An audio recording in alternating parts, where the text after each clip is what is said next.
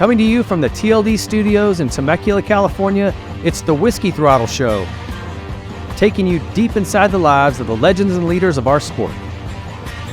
This week's guest is brought to you by Yamaha, the leaders in the power sports industry. Motocross bikes, street bikes, adventure bikes, side-by-sides, quads, boats, generators. Yamaha sets the standard. Yamaha revs your heart. Method Race Wheels, the strongest, lightest, fastest wheels in off-road. Method dominates the off-road market with wheels for your truck, Sprinter, Jeep, or UTV. Go to methodracewheels.com/whiskey throttle for 20% off your order. Troy Lee Designs, built for the world's fastest racers. TLD blends elite level protection with industry-leading style and performance. Moto, bike, helmet paint, casual wear, whatever your passion, Troy Lee Designs is waiting for you on the next level.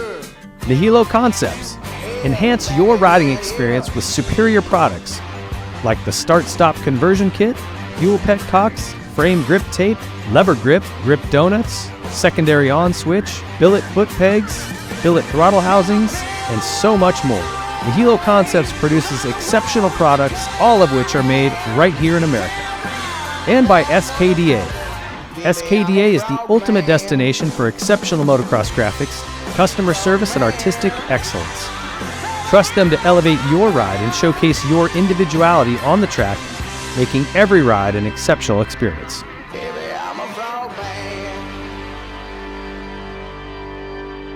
Hey everybody, welcome to the Whiskey Throttle Show. I'm your host, David Pingree, and today's guest is a longtime buddy of mine, an entrepreneur, a former factory mechanic, former pro racer, turned industry titan, we'll call him. He's the owner of Stacyc Stability Cycles. It's one of the most, I think, profound inventions that motorcycling has seen in a long time, and I'm stoked to have you on.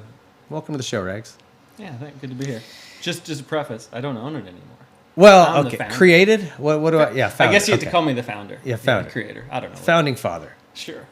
I am old. We're going to talk a lot about that brand, and because I think your story is awesome in that you started like a lot of people, just riding and racing and loving it, got to a very high level, and then went through the factory mechanic route, then went through like engineer route, then got out of the sport completely. Missed it, came back, and created this thing that I think has had such an impact on getting young kids, I don't want to say addicted to the throttle, but getting them on motorcycles and teaching them the fundamentals early on, which I think leads to better, safer riders, more riders, which, man, for the health of our sport, I don't think there's been a more profound product brought to market in the last couple of decades. Maybe the Weisinger. Since the Weisinger. And that was a target, right? I mean, yeah, so great to be here. Yeah. Going to be fun, I think. It's been a, I think what we look at, because I get nervous, right? I got kids, and, Robbie had some injuries this year, but, like, there's people ask me, like, motorcycles, like, is that really what it is? I'm like, motorcycles gave me my entire life. I mean, literally, like, yeah, multiple decades now. I'm that old, right? You get to talk in decades. But I tell people, like, I was on the line at A1, fighting for the gas card. Wish they had a gas card at the time, right? Like, but I just, I wasn't good enough, right? But I was there, and I can tell you, I don't honestly remember a whole lot, but I remember vividly traveling the state of Montana with my dad. Yeah. By myself, 80 beginner, right? And that was like, those are my memories. Yeah. That's what I remember of motorcycling, right? And so we see the for sure the elite part of the sport it's dangerous, like straight up. But there's a whole level that's like such a different animal, right? Yeah, there's very few things that I've experienced anyway. And I've done a lot of things with my kids. I've taught them how to snow ski and water ski, and they surf with me. And I mean, I try to play with them as much as I can. We went riding yesterday, and they're riding these 125, 4-stroke kind of trail bikes, TTRs, and to see them enjoying something that I love that much, and they're having a blast, and they're scaring the crap out of me. They're starting to go fast enough. They're scaring me, and they're racing each other. They're very competitive. And one of them crashed, got a big bruise on her thigh and stuff, you know, but like, maybe snow skiing would be a close second because we get time on the chair to sit and talk, and then you're doing something that you love that's good for you. But like, they come off the track giggling and laughing, and I'm like, I don't care if we never race. And they're talking about wanting to do a race, but like that time together, they'll remember that forever. That's core memories, you know? So the younger two, so Robbie and Thomas are the ones that have been doing moto. So William's 18 this year, just out of the blue was like, you know, he made a joke like, hey, can I ride your 450? And I'm like, dude, you don't even know what you're asking. No. Right? Like, you know, so I blew him off, but then it kept happening once or twice. So this is probably 8 or 9 months ago. And I'm like, okay, dude, if you're serious, like, I'll help you. Because this is really the only time he's going to be able to probably do this, right? Okay. And so... Is he a decent rider? He hasn't ridden a bike since a 110, KLX 110 when he was 10. Oh. So he was my kid, like, oh, I think I got a guy. You're like... And I take him to the track, and he's like, yeah, not my thing. I'm just like, blown away, right? So that's the story of... Then Robbie came along. But so this is the William story right now, and he goes, yeah, I'm not going to do it. Super gnarly baseball player, like, you know, just wasn't into moto. And so we have these, you know, electric bikes at the house that are a little bit bigger now that we're doing some stuff with. And all of a sudden he's asking me like, well, can I ride a 450? I'm like, yeah, not even, you know, like okay, here we go. So I go and get him a 125. And so I get to take him to the track for the first time since he was on a KLX 110, right? Like, I mean, we're talking 10, 12 years. And he comes back in and he's just like, that was way harder than I thought. But he's just like, just laughing about how hard it was. And like, you know, and we go through the whole thing. Well, he does a race. He does his first race, beginner class. And he was all excited. He signed up. And we were out in California for work and we flew back. We did graphics for him. And, you know, the boys were like, oh, Dad's going to take you. And, you know, it was cool to see them interact with him because they've been like helping him and giving him all the pointers. And he goes out and, dude, first, he's sitting on the line for his first race, right? And I'm trying to be not less words, you know, 18-year-old less words, just be dad. And he's just sitting there and he just like looks over at me with these big old eyes and he's like, my heart is beating so fast. And I'm like, you know, just dying laughing. I'm like, okay, in, out, breathe in, out. Yeah. It's going to happen. And, you know, just he had such a good time. But it was at a local race, and, you know, Robbie and Thomas have been going to all these big stuff. So just the speed difference was massive, right? Yeah. And I'm laughing, and I was just like, dude, this was so rad. And we go riding, I think the next week. I go, you know, I ride, I come back in, and they go out and ride. So Thomas, Robbie's hurt, so he's, you know, he's just there for support, you know, at this point. And Thomas catches William and passes him, right? So we got an 11-year-old and an 18-year-old. And Robbie, I look over and Robbie's on the side of the track with his shirt just like... waving him on? Yeah, like... And they come back in, and to your point, they cannot stop, like, giggling and talking. And to see the level of an 18-year-old, right, who's full of testosterone, communicating with the 11-year-old in the same family, right? Like, I was just like, oh, this has to be the best thing ever, right? Mm-hmm. Just to see the level of, they were all on the same level, talking, like legit talking about what was going on. So I'm sure that can happen in other sports in different areas, but there, you know, there's just this thing that happens with riding dirt bikes that, and you know, as racers, I think we get caught up in, you have to race, you know, but you don't. I mean, I'll take my girls on trail rides, and it's just as fun. It's the same thing. Hey, let's see if we can get up this hill, and it's the challenge. It's the challenge. It's the freedom of being completely on your own, and we play a lot of soccer. That's kind of my girls' thing, and they get so frustrated at times when their teammates, you know, they might be playing great, but if your teammates are not, you lose. Yeah, and so that individuality, which is what I always loved about racing motorcycles, they're experiencing that on a bike. If they want to get to the top, it's all on them, you know? Yeah, so. I mean, there's, like, I had a successful high school career in sports, right? And there's some, for sure, there's wonderful things that happen in team sports. I just will say this, right? You can have a bad day in the team sport and your team can pick you up. You can't when you have a bad day in an individual sport. So I kind of put motocross with the fighting and like it's all on display. Like whatever you got that day that's it. Yeah. There's no hiding. There's no getting covered up by a teammate. It's and I feel like this could get a deep conversation, but I was yelling at my girls for a couple of. They brought home some C's the other day on their report card, and I got heated. Lit. My dad was so big on good grades, and then I read this article that said that actually A students are more likely to just be employees, or actually A students work for the government. B students are good employees. C students are the ones that go out and become entrepreneurs, and have the B students working for them. Yeah. And I thought that was really interesting, and tying that all together, individual sports for me force you to accept that responsibility of how hard do I want to work? How much risk am I willing to take, right? Because you can't rely on someone else to pick up the slack when it goes sideways, right? So, Maybe I'm wrong. Maybe I'm reading way too much into it, but like team sports to me kind of prep you to be a good employee, where individual sports prep you to be a really good business owner in whatever you want to do. And look at how there's a lot of racers that have transitioned out of racing. You're a perfect example. Phil Lawrence, he's running a really successful business. Yeah. There's a lot of guys. Yeah, I don't necessarily know if it's an ABC thing, right? Like, because you're going to see stats and it's going to throw statistics out. That's right. You're a big brain nerd. I know you're straight A's. Well, but like I tell everyone, that doesn't mean I was the smartest kid in the class. It just means I knew how to play the game better than everyone. Yeah. And everyone discounts that. But I'm like, it's a flipping game. Yeah. Right?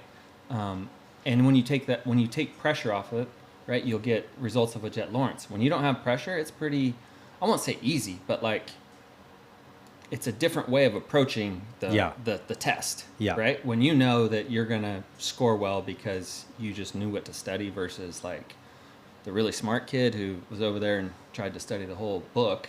Yeah. I'm like, I'm just going to do this much, and if I don't do the right thing, then fine, I'll take my licks and go on, right?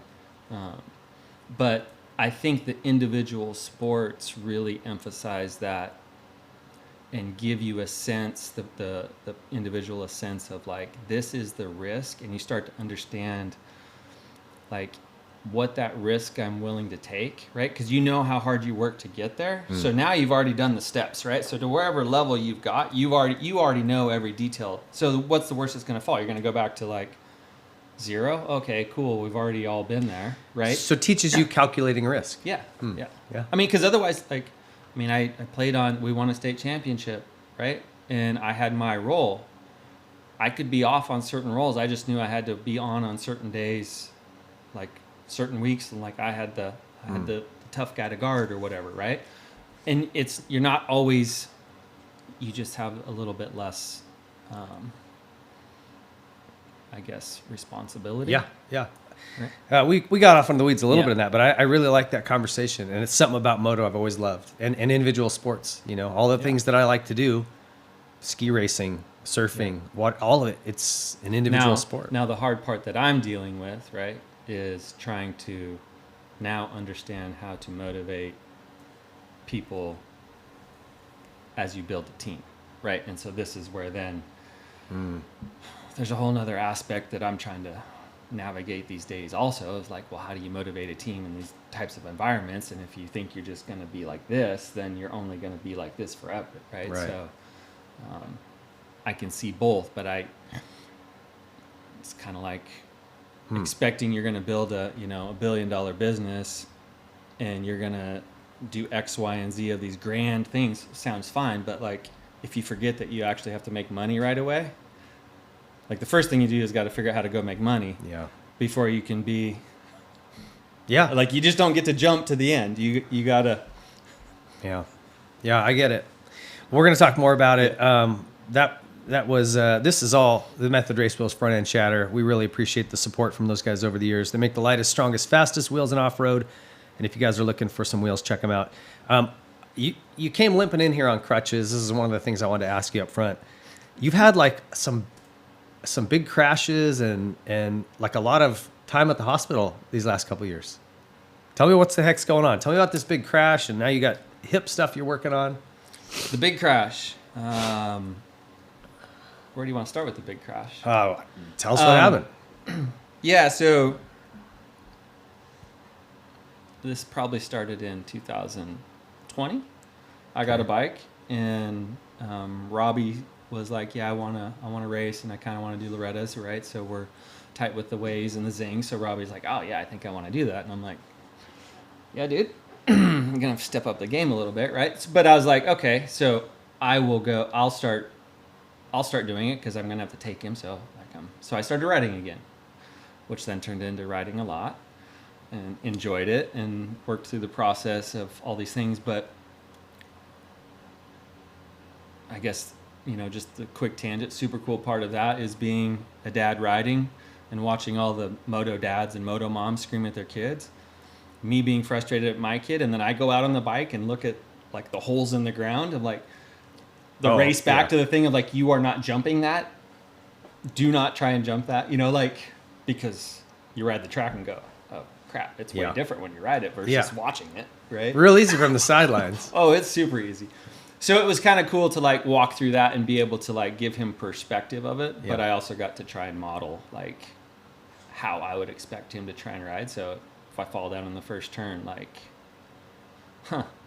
probably shouldn't yell at him for falling down the first turn because I didn't mean to. I didn't want to, right? And it just put a whole bunch of things really quickly into perspective about it's really hard. That's why we love it. Yeah. It's super fun. And so we did Loretta's. So I got pretty excited that I got in good enough shape.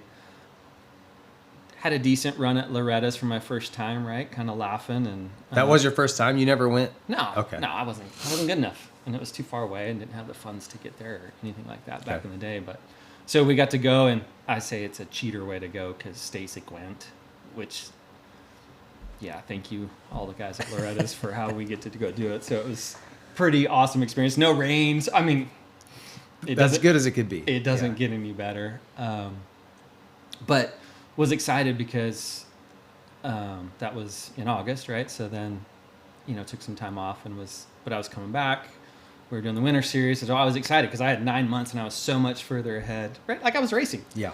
And I had taken this approach of like I really didn't want to put myself on the ground, right? But I wanted to get in shape, and my goal for 22 was to like really get in shape so I could feel like I could hit the ground. Yeah. Like I just wanted to have that dude, if I hit the ground, like some durability. Yeah, I can. And what was Robbie racing? What class? So he's racing the 85 classes at this point. The 21, he was still 65, but he, was full 120 or 85. And so we're doing winter series, and Oak Hills, I guess you'd call it my local track. So we're there, and the weekend before, I actually we were at a different race, but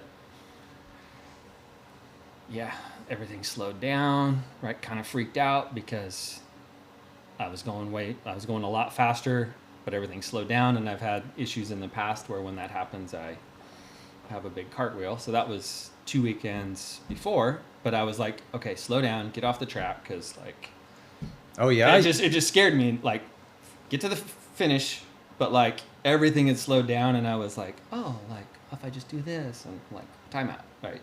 I've been here before. I don't want to hit the ground.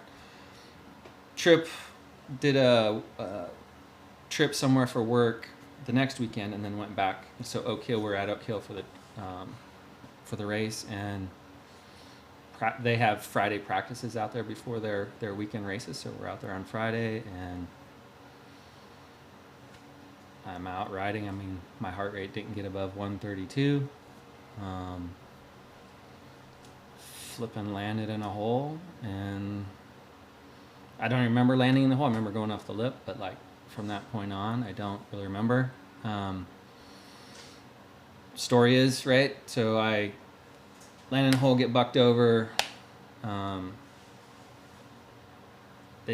doctors don't think I got knocked out. Don Bichelio is, I ride with him a lot. He was there. He said, yeah, you were out.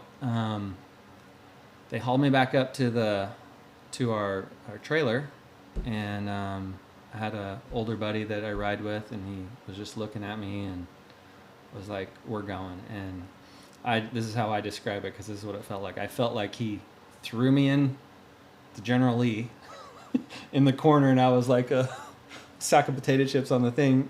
I do remember we almost crashed twice. I do remember that. So on the way there, there's this like Texas, they have these 2-lane highways, and it was like 75 miles an hour, but you hop to the middle, and then it's like Frogger to get on. And he's doing 100, and a truck pulled over. We ended up in the borrow pit, and then we bounced up over the thing. That was round one. Took back off. Then he slammed on the brakes on the thing, and that's when I remember hitting the dash. So were you like barely conscious? Or why is he in such a panic? Yeah. So I mean, they told me like, yeah, he'll be fine, right? The medics, Great nothing track against him. medics. Yeah, but whatever. Like, how would you know at this point, right? Was it actually paramedics or just EMTs at the track? I don't know. Don't care, right? Like, Okay. I'll preface this, right? Like, I'm happy it happened. Okay. Like, Okay. just a funny story. So I imagine we showed up at the ER in the General Lee, sliding in sideways. No, and went, and I feel like I fell out. Now, I'm pretty sure I didn't fall out, but they take me in. I remember them saying, "Hey, you got a hole in your aorta," and with kind of my medical device background, I'm like, "Well, those chances aren't good."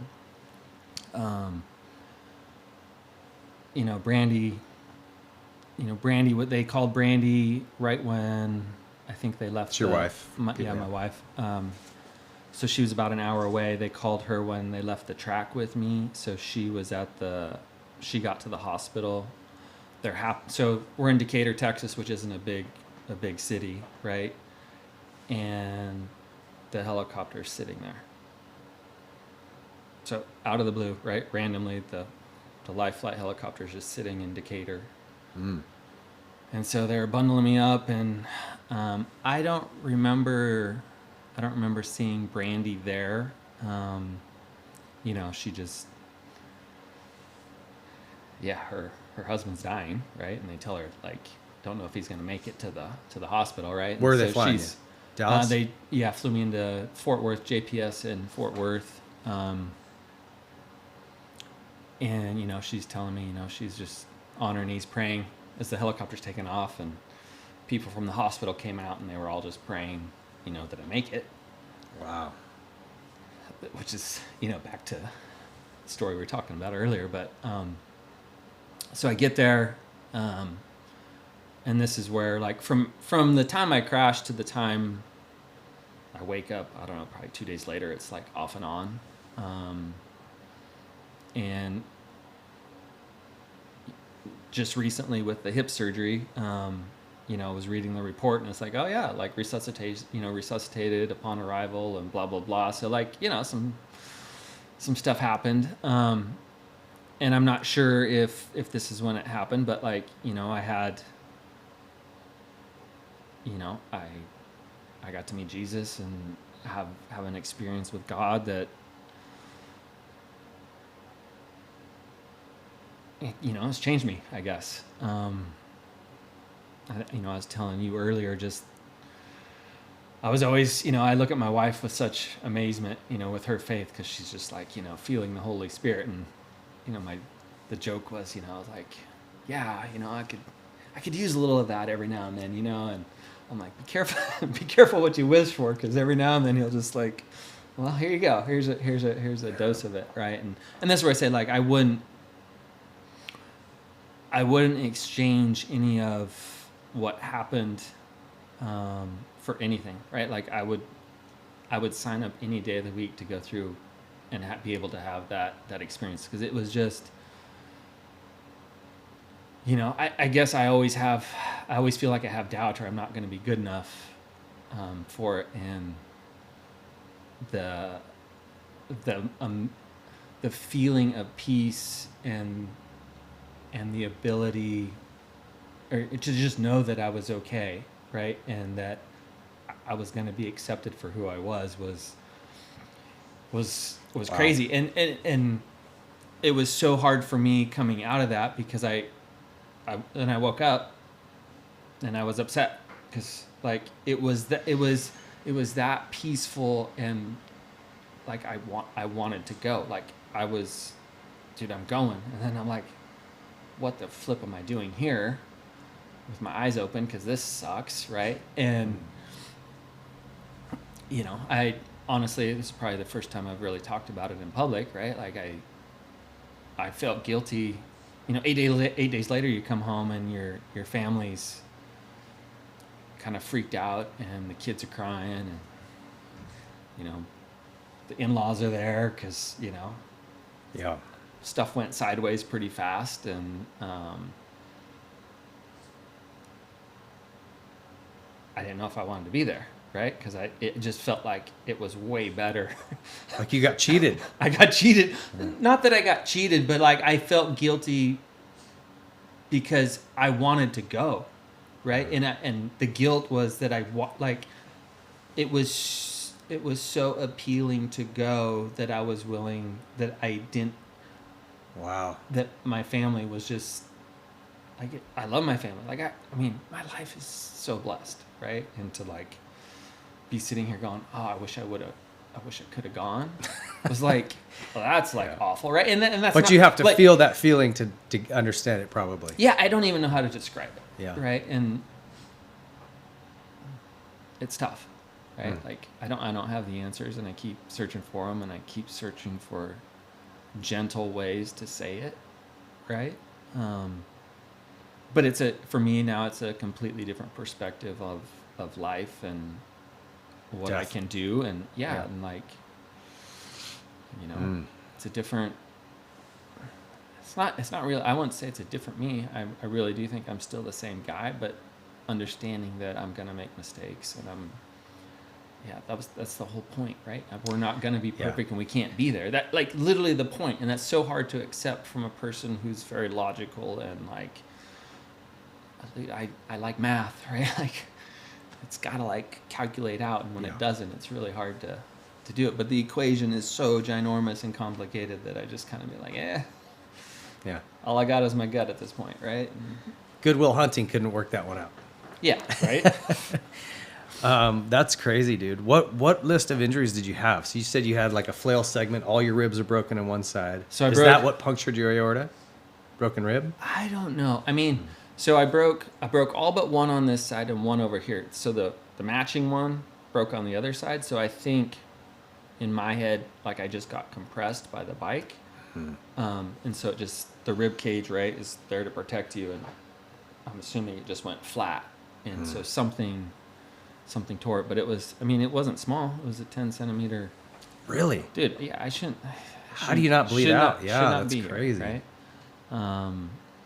So ribs, you know, did the whole lung thing, got the little X's on my sides from lungs, and spleen, scapula, a hand, right? Like, and I wasn't even trying hard. That's the thing I go back to. Like I didn't feel like I felt like I was staying in my zone, right? Just getting my space in. But then I go back to 2 weeks before. Everything slowed down, and right, the world was. Yeah. That's the ugly side to it. We talked about how great it was. This is the other side where. Well, and this is where like I got so excited with William riding the beginner level, because I was just like, how much less stressful is this? Because like. Back to, you know, my wife says it's hard for her to go watch, because she's like, yeah, you don't feel like you're going fast, but you're still like going fast. And I'm like, yeah, there's a side of me that wish I would have never gotten past beginner, because honestly, it's safer. Yeah. It doesn't seem like it, but you know, so the speeds and the bikes are just so fast these days. I think that's the frustrating part for me watching now. It's just like, we wouldn't have even tried that stuff when we were on. 450s are way too much. Dude. They shouldn't exist. No. Yeah. No. I know. Anyway. But you're all 100% healed up from that. Now you've got a hip issue. Sure, I've been finding stuff. Well, I don't know. Like, now I'm old, so now is it old or whatever, but I had an ankle slides off my foot now. It's like, oh, I guess I should have got that looked at. But there was so many things, right? There was the initial trauma, right? And then, everyone freaks out because, I'm like, it's not my heart. It's just the big pipe that comes into it, right? Just a crack in the plumbing. Yeah, so we've gotten that kind of sorted out, and then I just had this hip thing which is honestly not. I don't believe it's related to motorcycles. It's a hereditary thing, right? Oh, okay. But yeah, my hip sockets were broken, so we thought we'd just fix those because take advantage of maxing out your insurance a few years in a row is. You're gonna be uninsurable here before long. Well, yeah, I'm probably pushing up the premiums at work, so. Yeah, I'm sure. Well, glad to see you're at least feeling a lot better. Hey, I want to just encourage everyone to go check out what we are building at whiskeythrottlemedia.com. All kinds of content. Check it out. Lots of cool stuff over there.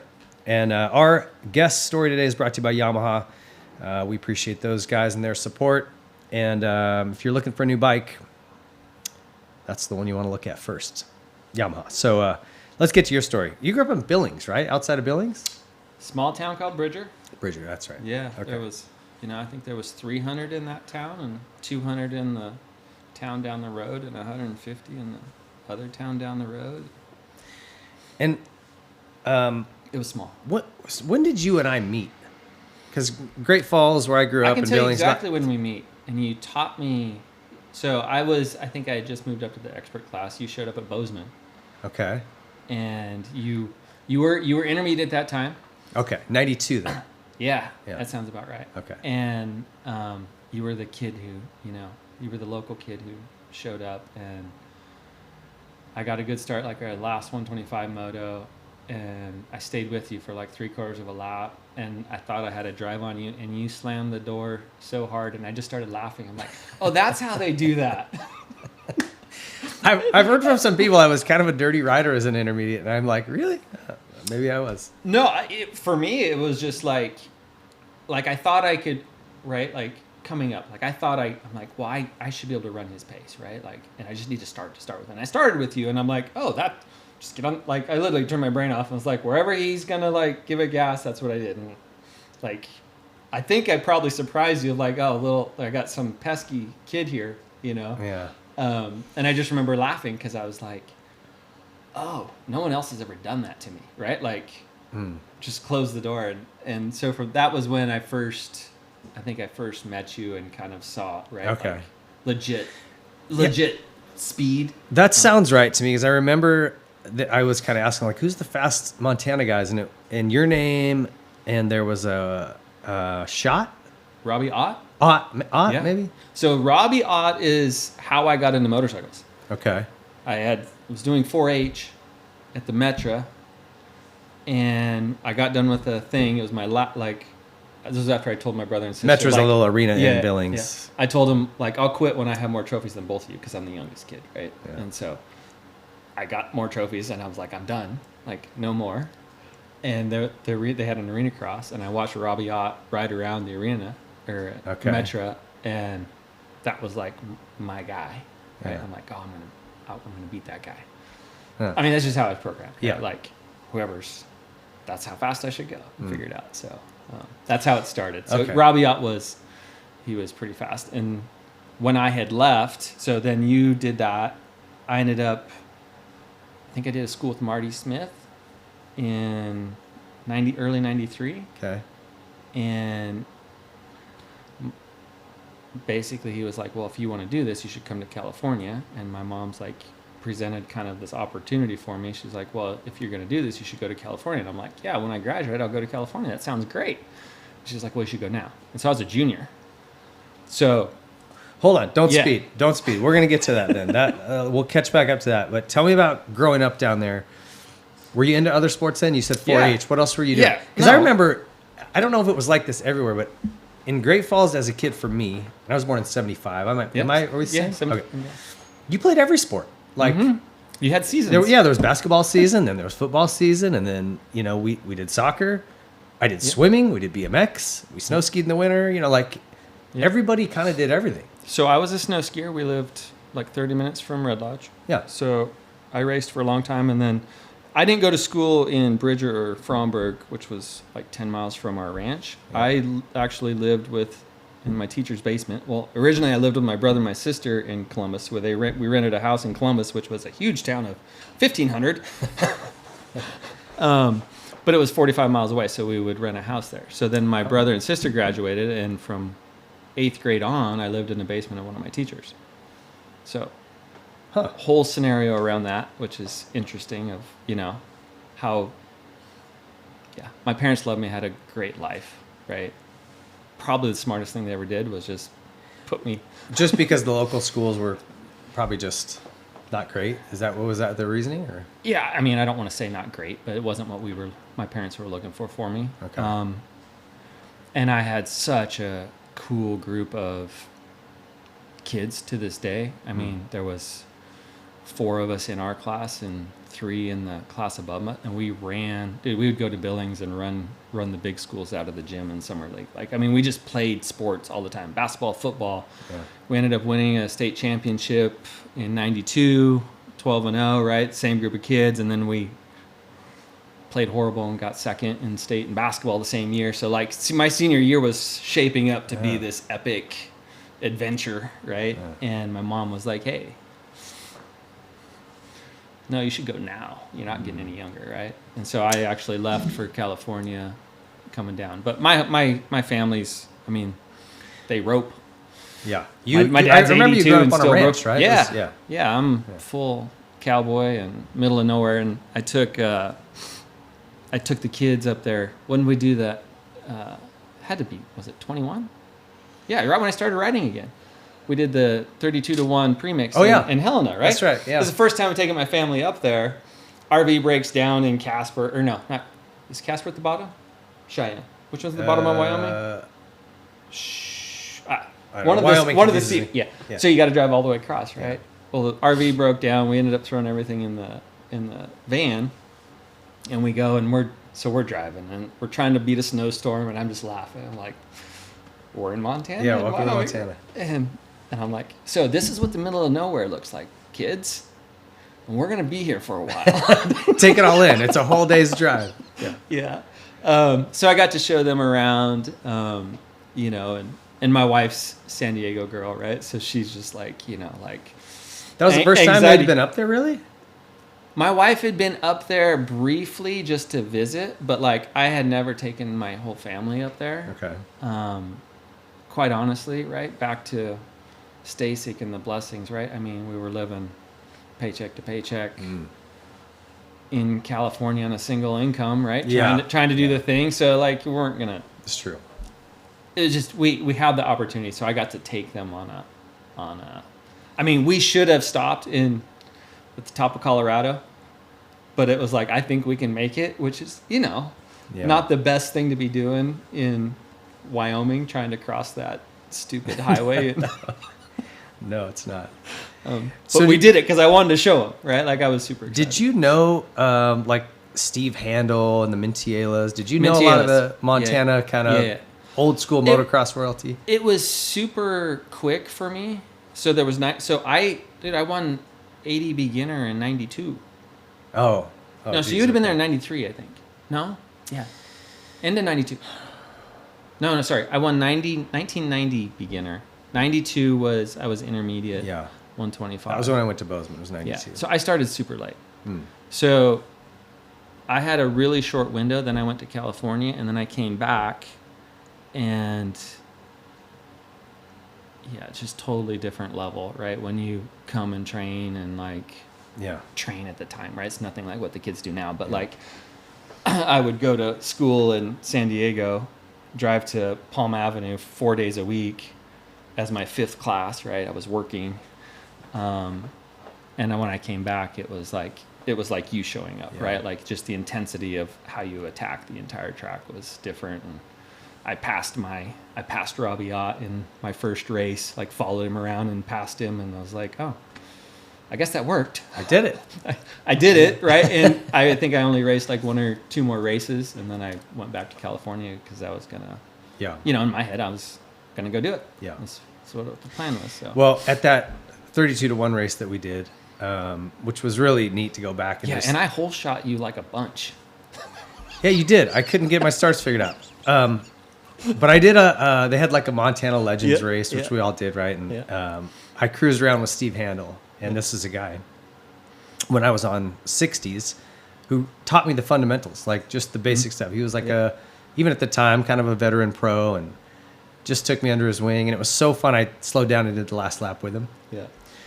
And anyway, I didn't know if you knew those guys or not, like Ron Marinick, and No, there was a lot of really cool older It was pros. so short, right? And Yeah, most of that was in your area, Great Falls area. Yeah. And if you know Montana, right? Like, Pretty far. Yeah. it's a jaunt. But it was still HCMA when you were doing Yeah. it? Yeah. High Country Motocross. High country motocross. I still have, my mom sent me this box of old crap from our house because they moved, and I've got the HCMA jacket, like the shiny, Yo, it's all peeling off. I'm like a bowling jacket. yeah. It fits me. I don't know if that's good or bad. Siblings. You have siblings? Yeah, I got a older sister and older brother. My brother's the oldest. Okay. So they went to New Mexico out of high school, and yeah, went to college on rodeo scholarships. Right? I mean, like legit, like that's what we did. Okay. So they never got into bikes at all.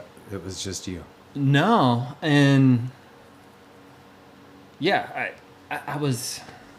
I don't say I'm the black sheep a little bit, probably. Like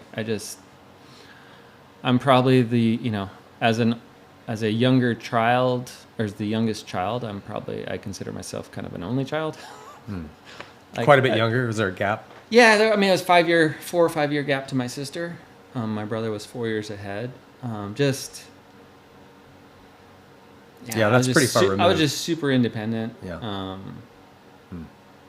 I just, the basic rules were like get good grades, and I tell my kids this all the time. It's like amazing if you just meet expectations. No one will ever be in your garbage, and then if you don't meet those, they're picking through every little bit. Yeah. Right. So it's super easy if you I figured out early on to just like wherever this expectation was, just do that. I don't consider myself really an overachiever, although I've been blessed to, I understand hard work and like what it takes, but like as an overachiever, I don't consider that. I like being more efficient. Like, well, what do I need to do? Well, and it's funny, even in this day and age, and I imagine you've experienced this running a business now, finding whatever this new generation of kids is, finding ones that will work hard, that have the same work ethic. And I'm sure my dad's generation looks at us and goes, you guys don't know what hard work is. Yeah. But it's like, it does keep getting worse, it seems like. Yeah. It's very hard to find a work ethic in young kids today. And I keep telling my kids, I'm trying to raise them with that same standard, and it's like, it isn't the norm. But I do think this is where, right, the sports aspect of it comes in handy, because it's the same process, right? No matter what you're doing, the process really doesn't change, right? If you're doing the video editing, if you're running a business, there's just this process of work and these processes that have to go in place. You might not know all the details, but it all ends up turning into the same thing. Yeah. Really hard work, focus on what you're doing, right? And the results start to like put themselves together. Like you're professional at this or you're professional at that. It all requires the same intensity. Now the wild cards are the luck. You need a little luck. You need to stand up from a crash every now and then in moto, and you need to like not get hurt when this or that happens. Yeah. And then the snowball starts that direction, right? It's the same in business, we pulled our kids. We started homeschooling in California for some reasons. We got to Texas and thought we were gonna like not. We ended up continuing, right?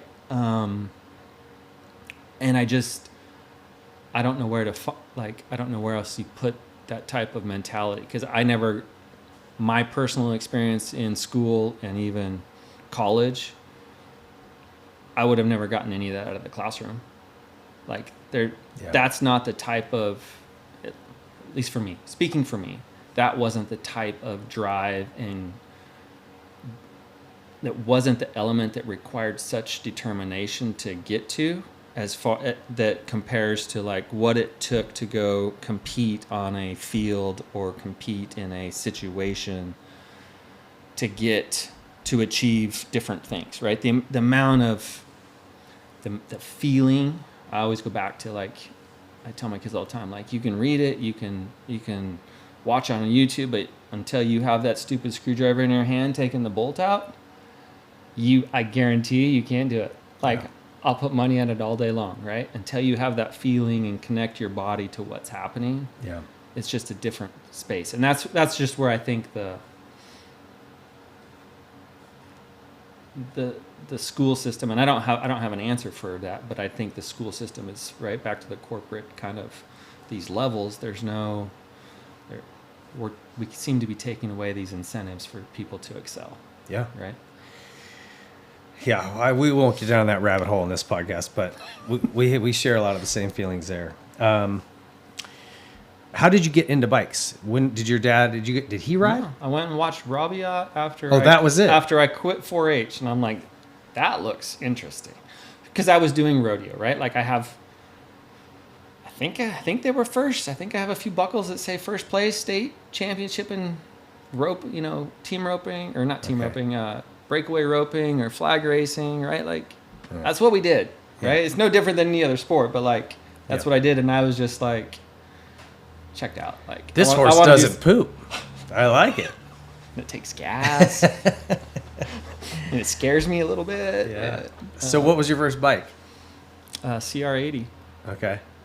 And were you like right away hooked? How was that? Yeah. And then, so my dad, so we used to like, so in the summer, right, it doesn't get dark till like 10:30 at home, right? So from 6 to 10:30, you're out in the arena. So we had this red silty dirt, and so like, and dust, right? Like we didn't have sprinklers or nothing. It's just, so that's what we would do the entire summer, right? And I just mentally checked out. But that was my dad's thing, where I was like, if we're going to do this, we're going to practice. Right? Like, and so we practiced and we practiced and we practiced, right? And I was more of the tag along. I'm number 3, and of course it's always easier for me than my other two. I'm like, it doesn't seem that hard. Yeah. In jest, right? But I just want to do something else. So I saved up my 4-H money, sold my pigs, and I went and bought a CR80. And my dad's like, well, you should probably go build a track.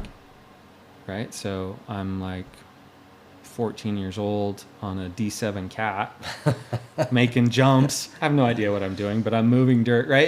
And back to like, I don't know how I didn't kill myself on some equipment sometimes, because I'm a mile and a half away from anyone, just driving equipment, making jumps. Yeah. And so I would just build jumps to learn how to do it. And then when I got that one, I'd build something bigger. Make them bigger. And next thing you know, I have. Yeah. So who were you racing when you started racing? Then was it right away? Pretty quick, you started racing. Yeah, my mom took me to Anaconda. Was the first race I ever did on that stupid rocky thing. And I mean, my bike was probably a year and a half old at that point. Okay. I'd never done a top end. I didn't know anything. I just rode the piss out of it, right? And was the same Anaconda? I could barely get up that stupid hill. Yeah, it's just that big rocky hill, and it was we don't have water in Montana, right? A lot of the tracks in Montana suck. They're not good. No. Yeah. So, but, and I think I was telling Robbie this. So there was some doubles on the bottom, and I watched guys jumping. And so after I'd get past going up the big hill, because my bike would barely go, and I'd come back down, I was like, I got to jump those jumps. Yeah. And I think I crashed every single lap trying. Like every single lap. And I remember just, dude, raspberries, like just seeping, like sleeping at night. Yeah, just like sticking to everything, right? And I'm like, well, this is what it takes, right? But in my head, that was the mentality of like what I needed to go do. Yeah. And so that was like, that had to have been 89, I think. And then Did you ever race in Pablo? There was a sand track in Pablo. What about Hungry Horse? Did you race Hungry Horse? That's pretty cool. That ate me up my first time. Oh, it did? That's like, I've never seen, I don't know how do you do this? Well, sand and rocks. And it's rough. Yeah, really rough. This track is right in outside of Glacier National Park. beautiful scenery. Like Yeah. it looks like a state park. Yeah. And the track was, a lot of sand, some rocks, but It's the Up and down it's the normal hills. Montana thing. It's beautiful. You're right. Yeah. It's beautiful. Yeah. But then we have to deal with it. and if I remember right, the Bozeman track was pretty good. Yeah. The Billings track's actually good. Yeah. So Billings was a close one for me. So I spent a Yeah. lot of time in Billings. But I had a track at my house. Yeah. During football season, right? And my coach would have killed me if you know, but on Sunday, I went home and I rode, right? Because Yeah. we never had like a lot of snow would stay. So it would just drift. So like it's 20 degrees, but Yeah. I'm still riding moto on Sundays. I remember riding at the old Great Falls track, which was terrible. Yeah. Garbage track. But the ruts, it was like this clay dirt, and the ruts would fill with water, then freeze. And so I'd be riding, I'd be like, "Rah!" Like bike would spin up when it hit the ice and then catch again. And I would just lap. So lap after lap. on part of our property, we had a lot of the same dirt as that Gumbo. yeah. they used to call it, yeah. But we had these wheat fields down next to where my track was. So in the fall the spring was the most amazing time to ride because my dad would dig up that in the fall. Oh. And then it would freeze and thaw all winter, right? Well, in spring, when it would thaw in the day, you go ride, and so that dirt, when it's sticky, right? How sticky is it? Yeah, it's Dude, modeling clay. I would just start making oval tracks each day. Mm. And so sticky that literally front brakes, like I think I was intermediate at the time, like smoke your front brake.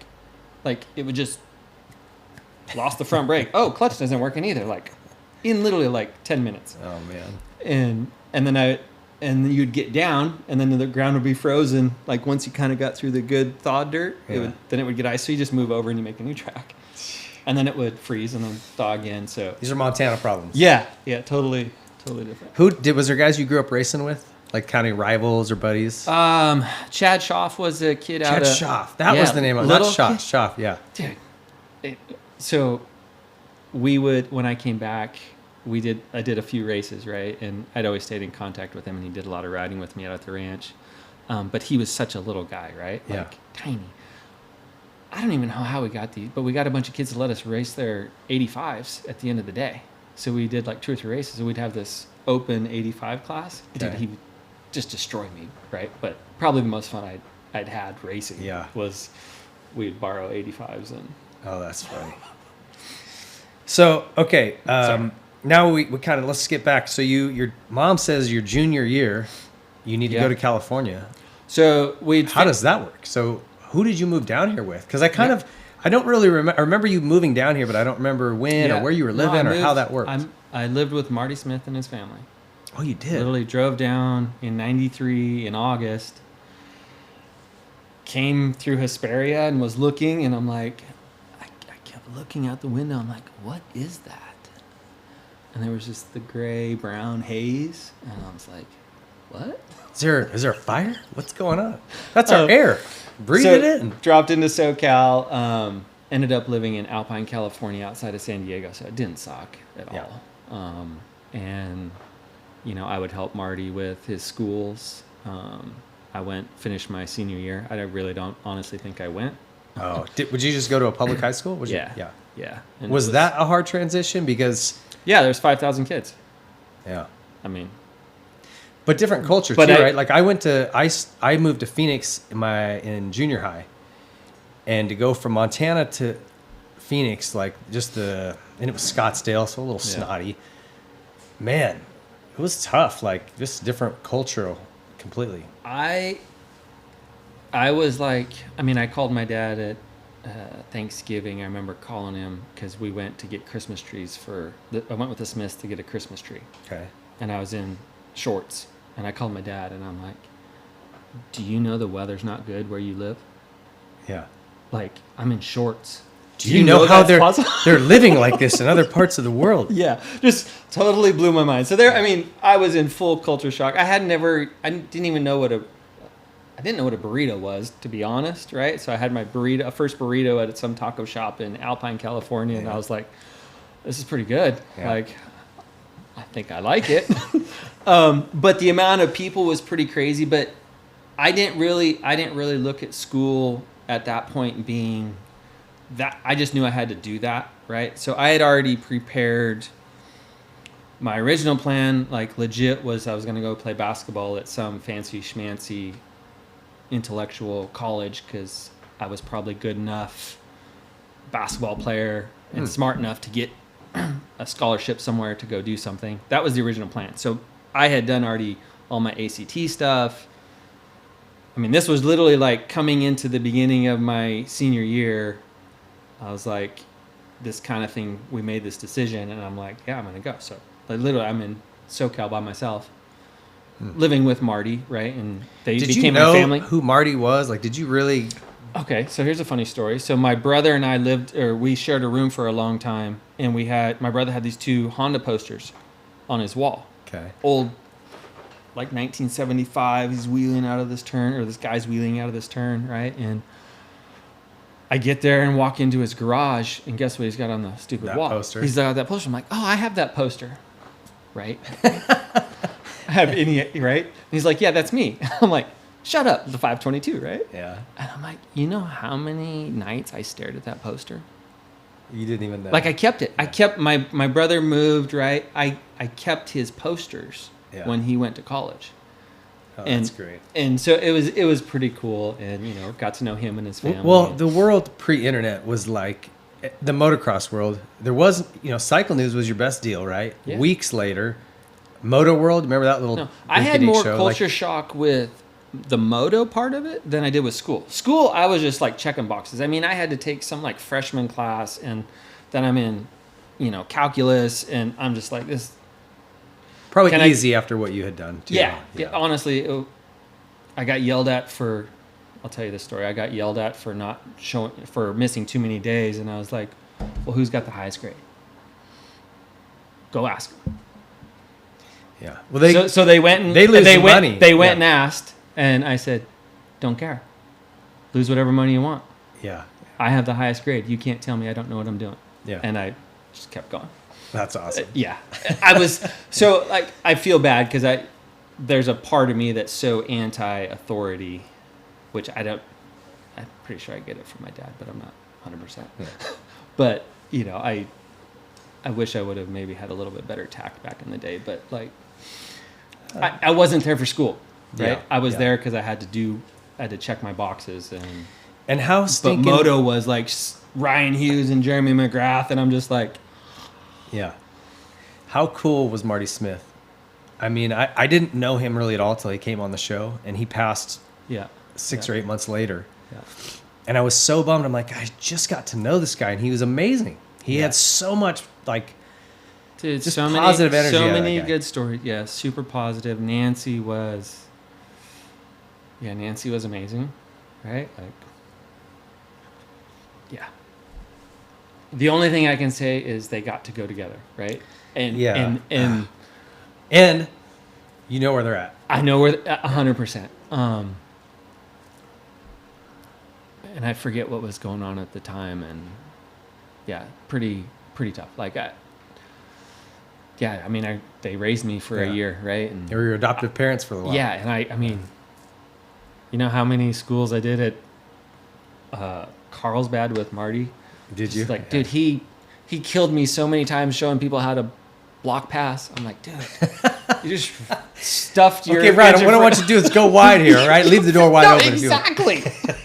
Lift your leg up. Don't get it smashed. But just such a good guy. I wish I would have been able to maybe capitalize on more of what knowledge he had. But I was trying to. I mean, let me say, my plan of attack for trying to be a professional motocross racer maybe wasn't the best, but I didn't have really any funds, and I think in today's world you need someone kind of managing your program for you, because you get in the weeds and you're just going to get lost super easy. Yeah, it's hard as a kid, and we're teenagers at the time, and you're trying to. Well, I didn't even know what I could do at that point. Well, especially the motocross industry then. Like you say, now it's a little more managed. Everybody has, the teams are sort of more collective. Yeah. Back then it was like, if you were good, hey, here's a few bikes and some parts. Good luck. See you on the podium. And you had to go figure it all out. Yeah. And that was if you were lucky. The bikes and parts for most people didn't even come. So I was thinking about this the other day. So do you know the first mod motor I ever rode? You called Mitch. I think I paid for it, but like you called him, and I got a cylinder and head from him for my 125. Oh, really? 95. Yes. And I remember thinking that was the fastest thing I'd ever ridden in my entire life. It was good. Yeah. I mean, I jumped both triples at a few races, which I thought was like, dude, I win. Well, I was probably ranting and raving because Randy Lawrence did the same thing for me in '94. I went from a jalopy of parts and pieces. Yeah. And Randy goes, when Randy was my mechanic that year, he goes, this bike's a hot mess. He goes, let's set up a test with Mitch. You just ride one of his motors. And I was like, so I probably went, Rags, you got it. Listen, I'm going to do this for you. Yeah, it was amazing. But that was but back to, right, the plan of how I was going to do this was like so off of what it is today, right? Yeah. Like, I don't know. So how did it go? So, okay, you finished high school. Went back to Montana for literally like 4 races. Okay. And then I was like, oh, I'm fast, so I'm going to go back to California and go get my ass kicked for... And so I remember didn't you live with Wheeler and like Harrington? So I lived with Marty, and then... Because I want to say I came to a party at your house one time. Oh, I'm sure you did. We were hanging from the rafters. Like, it kind of got loud. It was kind of... So... I don't even remember the year. I just remember I can tell you where it was. It was at Grape Street in El Cajon. Okay. Yeah, so... There was literally rafters, and we were hanging from the rafters. It's possible.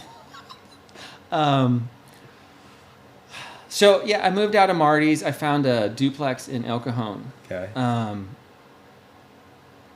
Not the best part of town, right? I remember it's $575 a month. So I needed roommates, right? But Andy Harrington, Regis Harrington, right next door. So Andy Harrington, his mom, and Caveman Oh my gosh. were on one side, and me and Corey Bender were in the other side. Did you know Then- Andy lived there? Is that why you moved there, or just that was Yeah. happenstance? At that Okay. point, so Andy actually went to the to Granite Hills where I had went to school. I was a little bit ahead of him, right? But I remember seeing Dustin Nelson and Harrington, and they were wearing their team green. They were all fly with their team green jackets in the school of 5,000. And I'm like, oh, those guys must race or something, right? Yeah. I didn't really meet them till later on. Okay.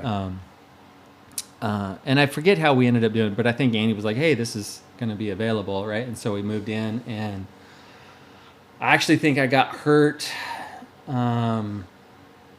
shortly after I moved in there. So Corey was there. Well, I went back to the ranch in Montana and worked up there for the summer to make money. But I think I was hurt, and when I came back, there was they cut a hole in the shrubs and had a barbecue in the shrubs, and like my name's on the lease, right? Like I was the guy, and then I became, I was quote the guy that it wasn't the owner, but like the owner was coming back from wherever, from Montana, and it was just comedy. But I show up, and there's like It's Animal House going it on. it was legit Animal House. And I had already started kind of getting hurt at that point over a few times, right? And yeah, it was I had never really been a partier at all, right? Like I was pretty focused on what I was trying to do, but like you get hurt so many times and can't quite recover, and you're trying too hard to get back, and all those things, all of the things. And then there was a few parties being thrown, and then there was Moto Triple X kind of at that tail of the end, which we were doing all the videography stuff. Freestyle was coming in, and it just... So what years did you try racing Supercross? 95. 95. And then... Okay. And then I broke, snapped both wrists, 96. Like I just had this cycle of like... Yeah. It's not uncommon. Yeah, I couldn't do anything. And so, then it was like back to plan A. I should go to college. And went and did some Where'd you go to college? Did you go back to school? San Diego State. Okay. Yeah, so there for like a year or two, I would get hurt. So when I would get hurt, I'd go to college or go home to work. Okay. But I'd go to college and do a few things, and then I would kind of try again, and Yeah. break myself. But the worst part about it was we would go do these videos out at Ocotillo, and I couldn't tell you, I don't think I dabbed my foot one time. And I jumped the biggest stuff. Like I shut the weekends down a few times because I would just do some really big stuff. Yeah, remember? And no one, and then everyone would stop, and it was just like you pop the bubble, and we're like, oh, we're all gonna go home, and we'd all go home. Yeah. I guess that's as big as it's gonna get. Let's Yep. leave. Pretty much. There was a jump out there that you claimed. It was like your Yeah. jump, right? Yeah. Well, and this is and so Andy. So when I started working at KTM, right, Andy's the one who got me into KTM, but he would Okay. come and he's like, I claimed your jump. He came back one, and this is like years later, right? This is like 5 or 6 years. Hey, we cleaned it. I'm like, well, did you take a shovel? He's like, yeah, we cleaned the lip up. I'm like, that's not the same, dude. I never once used a shovel in anything we ever did, right? And it's just different. But what they're doing now is like Yeah. mind-boggling. But yeah, no, dude, I bottomed on the lip, and I bottomed on the landing, and I did it like 10 times. I'm like, yeah, that hurts. Like I'm done. It was big. So when did you decide, okay, this pro racing thing isn't going to work out? When did you finally call it? Like 97. Okay. Like it was, yeah. My mom and dad don't have the money, right, to get you. You need some support to get through the things, and I needed to figure out a system. Well, and really, you'd only been racing no, 6 years. You didn't have any. So depth. Chris Wheeler ended up living with us. So it ended up being me, Corey Bender, Andy Harrington, Dustin Nelson was in our crew. He didn't live in the same like building, but like basically living. we were all there. So Barona, a lot of Barona, which those guys go fast there. Like I can't ride that dirt. Yeah. Like I had a hard cutoff, nothing past noon, because like I end up on the ground. But it was that was the crew. So 97, I basically quit. Then was trying to go back to school, working, trying to pay bills, right? So I was working a lot, going to school. What were you doing for work at that moment? I had a job at Custom Decal back in the day, which they made all the No Fear stickers. Okay. Remember when No Fear was a thing? So might have miscounted a lot of stacks of No Fear stickers. Ended up bartending, right? Like Odd jobs. Okay. yeah, just putting myself through school. And then what degree did you get? I have a Engineering? mechanical engineering degree. Engineering, okay. Yeah. Which was, that's 97, 98. I was helping Chris with bikes here and there, kind of as a part-time mechanic, I guess. Like, not getting paid. We just, I was good with stuff, right? Was college easy for you? Like, I always wonder what a guy with your sort of intellect... Was it easy? Was it easy? Like, are you going, this is, because it's pretty easy. It was hard with the classes that I just wasn't interested in. Okay. Yeah. Hard to be good when you have no interest. And it's hard to show up when you're not interested. Yeah. And I would, just advice for everyone. If you just show up, that's 80% of the battle. You can study 10% of the material that everyone else is, and you can get an A. Like, now, it's not that I get it, right? Like, it was easy for me. But there was a stretch where I did think that I didn't even have to show up for anything except the test. Not It true. might have been a bad semester. But relatively, Yeah. So and hard is a different space, right? Because so I was working full time. I didn't come in right out of high school. My last few years of college, which I was actually working at KTM at the time, but like I was the old guy in the class, seeing the 18-year-olds come into class, be super focused, right, and working through all their stuff, and you could just see this. I just saw a lack of experience in what they were doing. They were super intelligent people, but they they were just so raw and young and just trying to do everything. And the programs that they had to get through 4 years, I'm like, it was a lot. I didn't take that path. I was working, and I would take what time would allow for, and then I had to work to make money to pay for it, right? So just different path. But I do think that's one of the hard things that our education system doesn't prepare you for, right? I mean, there's a million MBAs, which is a high level, right? There's a million MBAs, and they can't make decisions. Yeah. Do you think there's value? I mean, is there value in it? Is there value in college? Well, it depends on what you're going to do. Yeah. I mean, so I have 20-year-old and 18-year-old trying to figure it out, and I'm going to bark at them for like, hey, what's your degree? Because I'm going to have to spend $100,000 to put you through college, right? And I'm like, I had no idea, and I didn't even start till I was 20.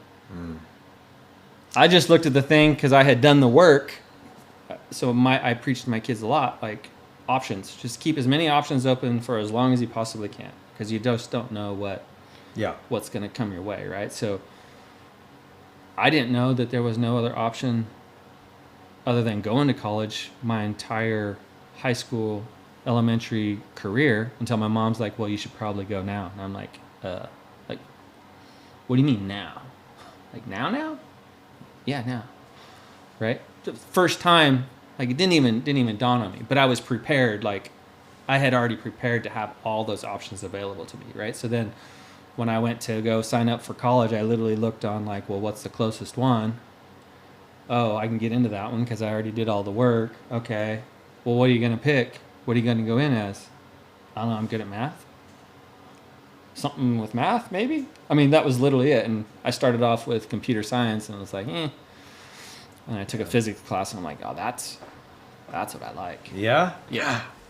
I love physics. Physics was like connecting math to real life. I wish we could switch brains for a day. So like, no, you don't. The math side to me is like, I'm just blah, blah, blah, blah, blah, like my brain doesn't do that. Any kind of advanced math. You throw a letter into my math equation. That's the beauty of it.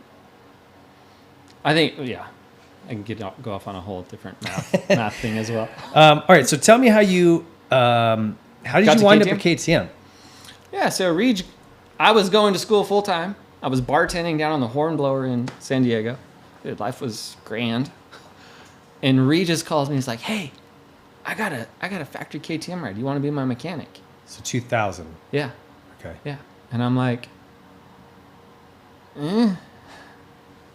KTM, right? So I go in an interview with Cell. And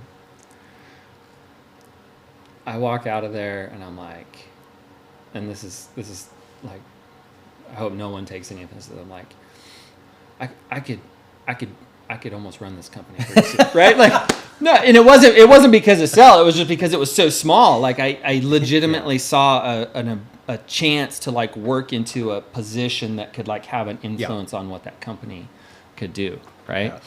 And so I quit school, like, just like, well, yeah, I'm gonna do this. And Cell, I'll tell him, I already told him every time I see him, I'm like, you never paid me enough, like, and Mathis will tell you that I got paid too much, but like, I went to work. I was supposed to be Andy's mechanic. Never once worked for Andy. Ended up working for Roderick Thane when he came over. So the year before you came in, right? So I came in so school finished. I finished my last semester in 99. So I came in like January, December of 2000. Worked for Roderick. In 2000. And then, worked with Tom Moen. Tom Moen was like the crew chief, right? So I got pretty tight with Tom. Ended up, I was doing I felt like I was the last mechanic at the time because I was doing top ends. Like, I was rebuilding his motors. I was still doing tires because I thought that's what a real guy would do, and everyone else was starting to do all the tire changing. And I finally was like, fine. Yeah. That's way better. Were you working for Thane when he and I got into it at Glen Helen? I thought it might have been 2000, but I can't remember. So where we're gonna run into over the next little bit is in 2002. I had a big head injury, and so I get a little jumbled up. Oh, okay. From 97 to like. Yeah, Well, I got a little mixture, but remind me because I'll usually remember if you. I can't remember the years, and maybe it was a year later. He might have been. Maybe it was Yamaha Troy days for him. Rodrigo's French. Like, yeah, he's a super nice guy, but he's French, so everyone. Okay, I didn't know him at all. We're at Glen Helen for practice for the national practice, maybe even press day, like Friday or something, right? And we're at the bottom of Mount St. Helens, about to go up, and he just slams into me, and I'm like, bro, I'm just cruising around, and I saw red. And so he, hits me, goes in front of me, and I'm going up Mount St. Helens just going, you're dead. I'm going to kill you. We get to the top, and if you remember, you went straight up, did a 180, and right back down. So we land up at the top, he gets on the brakes, and I just grab a gear. And I go into him, boom, we both go flying. And he gets up, and he's screaming at me in French, and I grab the front of his helmet face mask, and it was like a shot putter. I do like a full spin, and I throw him down the hill. I threw him, dude. He slid like 30 feet down Mount St. Helens. And I was like, oh my gosh, I'm going to get in trouble. And I jumped on my bike and rode off. And he never said a word. Like nothing ever happened. We never said another word about it. You don't recall any of that? No. All right. Well, sorry for the side. Must not have happened. I promise you it happened. I tell a story all the time. I love it. No, it was interesting because I didn't speak a lick of English or a lick of French, and he didn't speak much English, and his dad didn't speak. His dad spoke blessed. Hand signals? Lots of hand signals. I learned how to speak numbers, right? No, it was good. It was he's a very humble kid from not much, right? So it was I enjoyed working with him. So that was 2000. Yeah. We worked together in 2001, right? Yep. But was it the whole season? I feel like I think we did. I think I left. I think we did. I have photos of you and I together. Yeah, we did Supercross. We did all of 2000 Supercross. But you did some nationals too, because there's a picture of you and I at Redbud. I think on the start line. But this is where it's a little vague. Like I can't remember. But then I think Alex Ewing came in and was my mechanic like at the end of the season or something. Could have been. Do you remember? So this is at a certain point. I was talking with Rod Bush at KTM, and he had basically offered for me to go finish my degree. He would pay for my schooling, but I obviously couldn't do that working on the race team with that schedule. So I started working with Moen in media relations. Okay. And they, that must have been that window. They let me flip and finish my degree, and I worked a lot. And it's pretty cool though. Dude, it's amazing, right? Can I just apologize to you for 2001? That was a terrible season for me. But that bike wasn't great, and I just couldn't get hyped on it. No, and so this was one of the things that was like super intriguing for me to go into the R&D side of it, because I was just like, because I rode them too. Yeah. Right? I mean, dude, I still have broken ribs from crashing in, like, I don't know what just happened. Like, it's not there anymore, well, right? It was so frustrating that year. And I wonder if you had this experience. So, like, when I went in and signed with them, I go down to that crappy little office in El Cajon. Fessler Street, yeah. And it was not impressive, the facilities. No. And I sit down and Sel goes, he's trying to sell me on the whole program, right? And I'm coming from Suzuki, where I almost won the title the year before. And so, like, the money was decent. But he's like, look. And he shows me his laptop. He's got all these desktop icons. Look at all the things I have on here. And I'm like, This is what you're selling me on? Like all your desktop icons? Oh yes, look, I have photos here. And he's at the time I think I just had email, it was AOL. So I don't know. I don't know if I was supposed to be impressed, but I'm like, well, whatever. Anyway, how much money is it? Like, okay, let's do this. But it was tough. Like those bikes weren't good that year. Well, I think there was a lot of things going on. But GL was winning on them. That was the scary thing.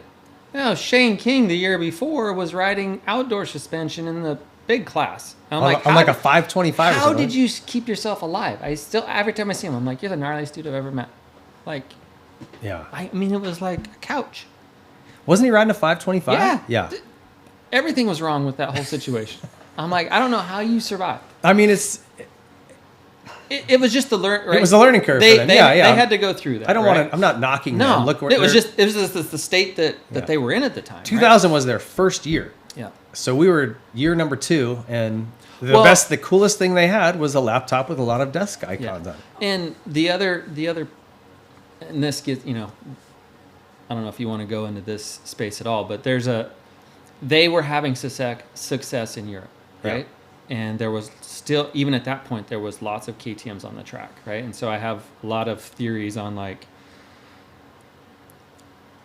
frequency of how the tracks get built, right? When KTM was over here, how many KTMs were on the track when you guys were racing?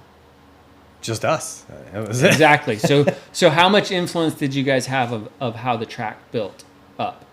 You guys were riding tracks that were being dominated by 4 or 5 suspension guys, all with link, all similar stuff, and the bumps form a certain way, like just across the board. Now, I'm just talking the basics of it. There was still flaws at that time in the components, lots of things, right? And that's what, when I got to do the R&D stuff with Austria, that's where, I honestly think it was a perfect scenario. Like, I had the best time because I didn't have any I had goals to meet from a production side, but that wasn't what I was there for. I was there to try stuff. Yeah. And if it didn't work, guess what?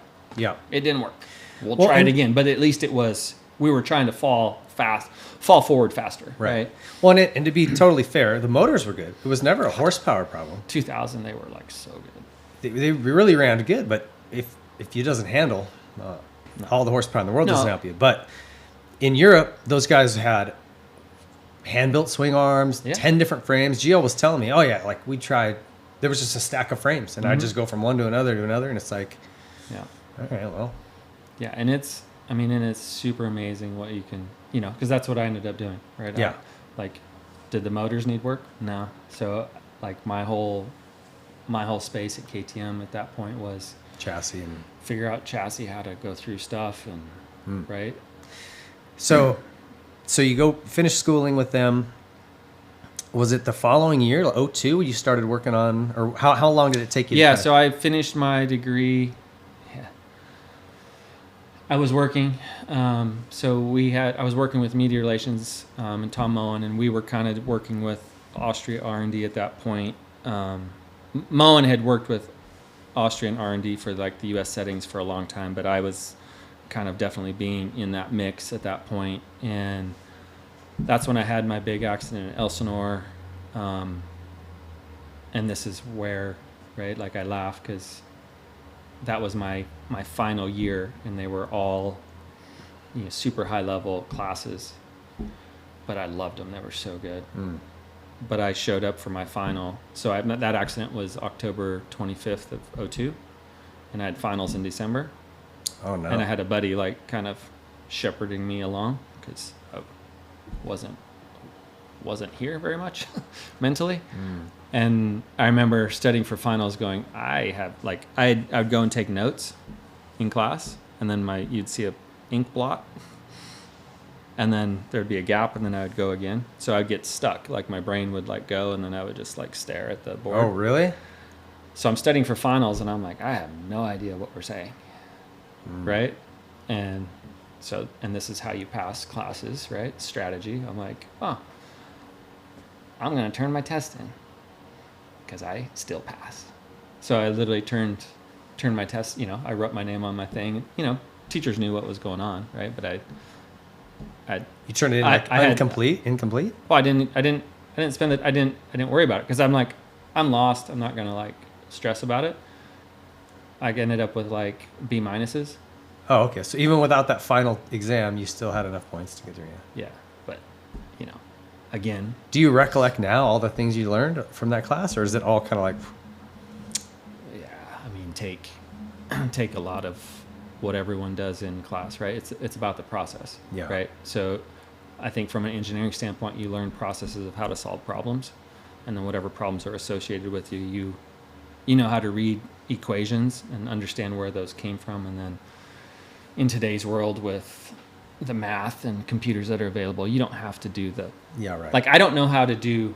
I would tell you, I don't know. I don't know how to do basic calculus. I know the concepts of calculus and how to write equations in Excel or in a computer to solve problems. It's still math, right? But I don't get.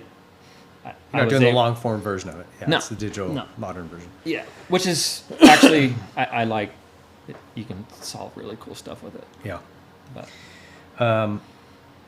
so then 03, start of 03, I started kind of helping to build their R&D program. Okay.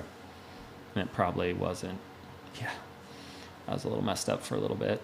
It's probably late 03 when I think we hired Kiefer.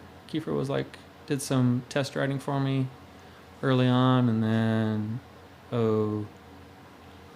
year or two later, I hired Sleater to come on, and then ended up hiring his brother to come on, and so then it was me, Mike, and Scott Youngstrand for a while. And I remember one of the things you designed, the old KTMs, the shock was offset to the left to make a straighter chute for the air, air boot, which worked. Yeah. The motors were great again. So the shock's over there. What's happening back there? So you designed, for those that remember those bikes, where the swing arm had more meat on the left side to compensate for.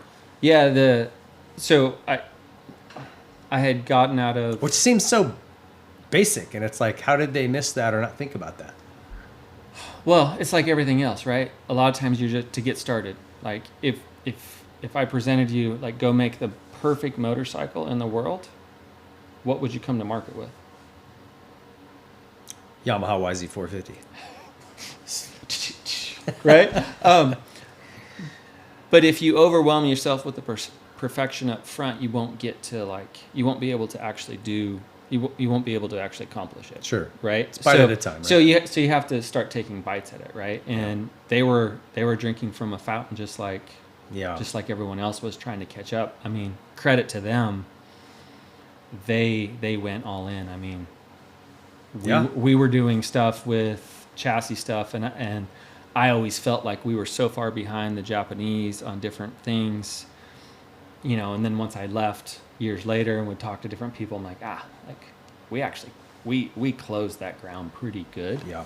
And it was, I'm still tight with a lot of the guys in Europe, and get to have a few conversations over beer and stuff. So it was good, but there was a lot going on. So, I graduated from college, and in college, the software companies give you lots of stuff because they want you to basically then go kind of sell that stuff to the industry. Okay. So I was doing FEA analysis, so analyzing all the structures of how stuff bent. So they would send me files of bikes. I would, and this is after we moved up to Temecula, I had an office up in the attic, and with a big old computer that I got KTM to pay for, right, which was a lot of money. And I would sit and run FEA analysis during the day, and I'd send it back to them. So when they got in the office, they would have, I just was producing just gobs of data for them to look at. And then they would send we would change something, we would kind of have a discussion, run another scenario through, and it was we have issues here.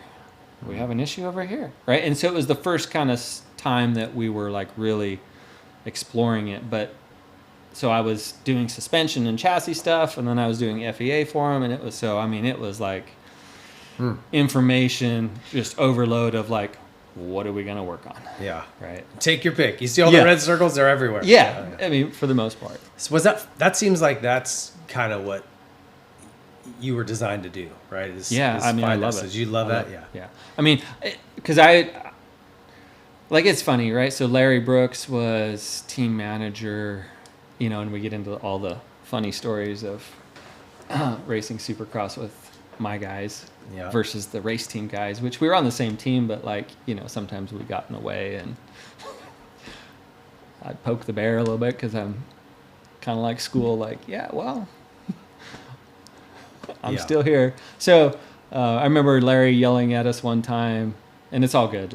It was just it was just comedy, and it really brought a sense of we were really there. Like, we had no pressure to succeed, but we needed to try stuff in that arena because we couldn't duplicate, right? So this is still 05, 06. There wasn't a million Supercross tracks around. Yeah. Like, we had one, but like it was just one, right? Yeah. And this literally goes back to this conversation of frequency, right? And you read it.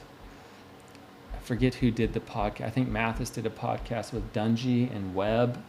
They were I think Webb was talking about how he got burned out, right? And they were talking about how the new KTM came out and they were so sure that they had all the testing done, and then they got to the track and it was different. And I'm like, yeah, you want to know a funny story? So in 08, I'm working with the MDK team. So it was Nick, Brayton, Sipes, Summy. And I mean, I think I needed a porta potty out at the track because I just, that's where I was at. And so I was helping the MDK team set up suspension and do stuff. And we thought we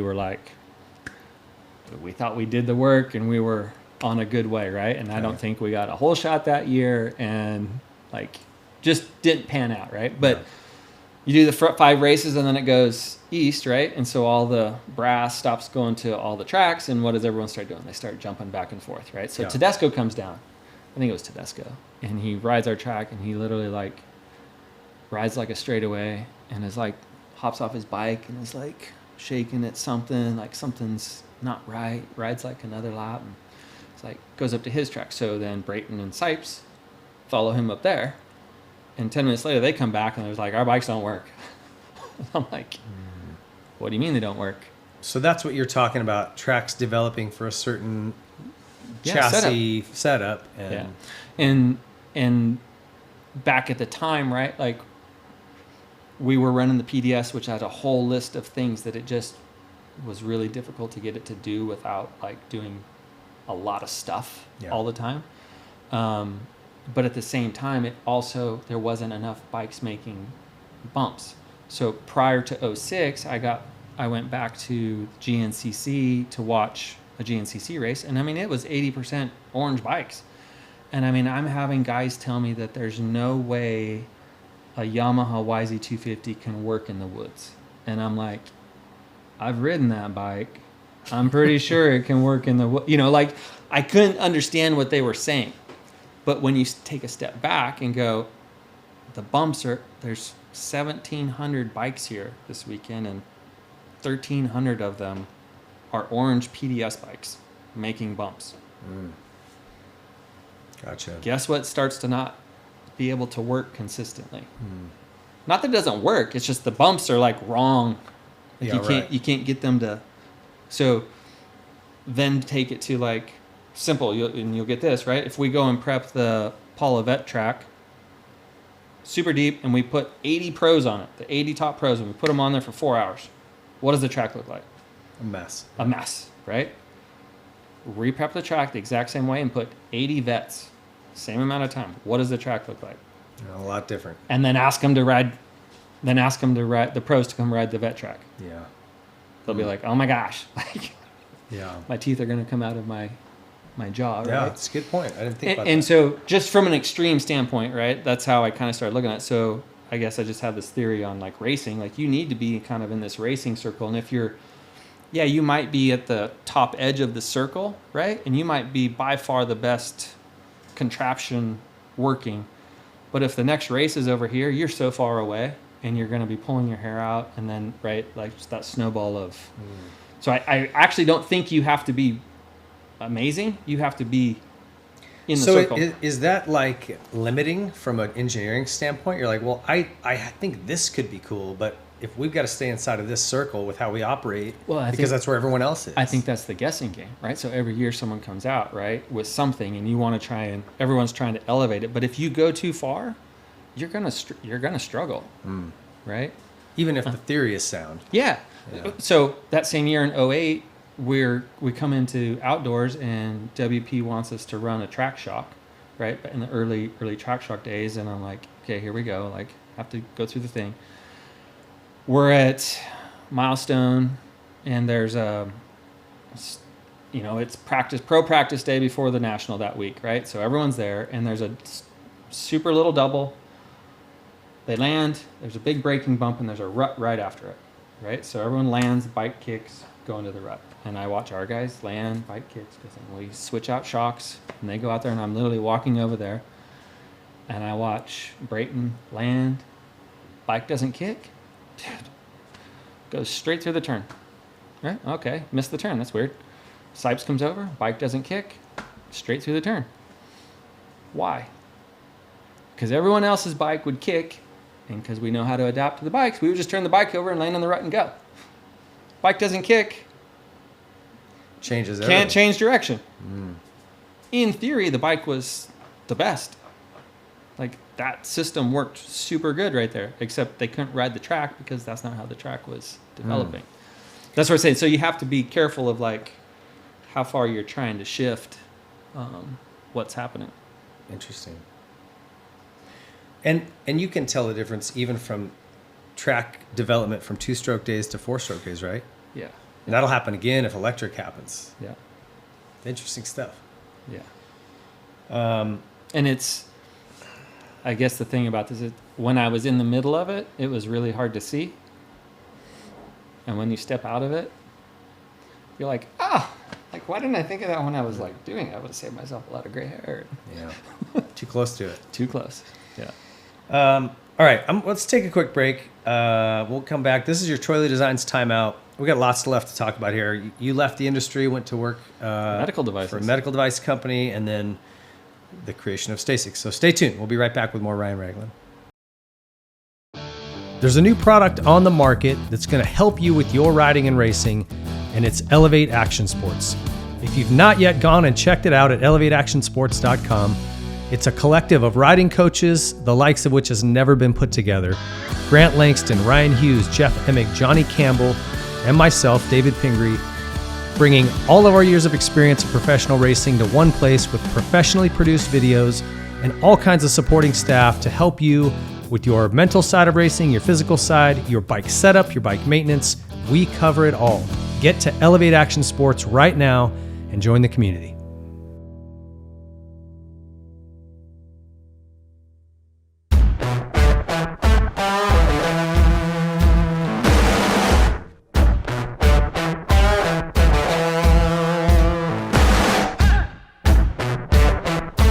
Dunlop. There is a reason every AMA championship in the past decade was won on Dunlop.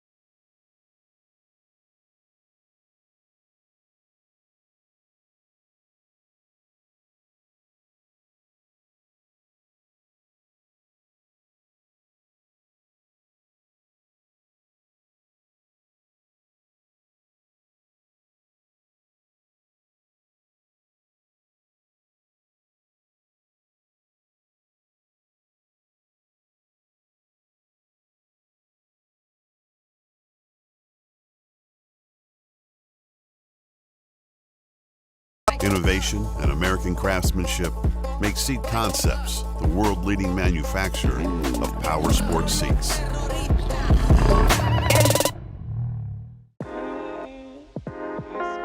Something from nothing. That's what Nihilo Concepts is about. It starts with a spark, an idea, a concept, which leads to a design, and finishes with engineered excellence with the highest quality products created with durability in mind. All our products are made in the USA at our state-of-the-art facility in Stuart, Florida. Whether you are a weekend warrior, ride for fun, or at the highest level of competition, Nihilo Concepts offers innovative titanium, aluminum, and carbon fiber parts for your dirt bike. We offer a wide variety of products that you can customize to your liking. Browse our site for foot pegs, brake tips, engine components, specialty tools, frame grip tape, lever grips, carbon fiber components, motor stands, our secondary on-switch, plus much more.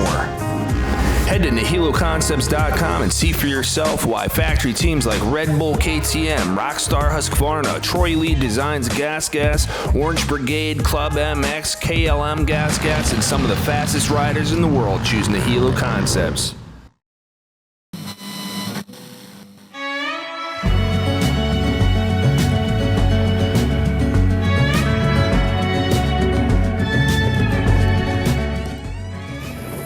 Specialized Bicycles. Specialized leads the way in the world of bicycling. Whether it's cross-country racing, downhill, e-bikes, enduro, road, gravel, dual slalom, dirt jumping, or all mountain bikes that do it all, Specialized has the perfect ride for you. The brand is synonymous with engineering excellence and innovation that steers the industry. Visit your local Specialized dealer for a test ride and see just how good Specialized products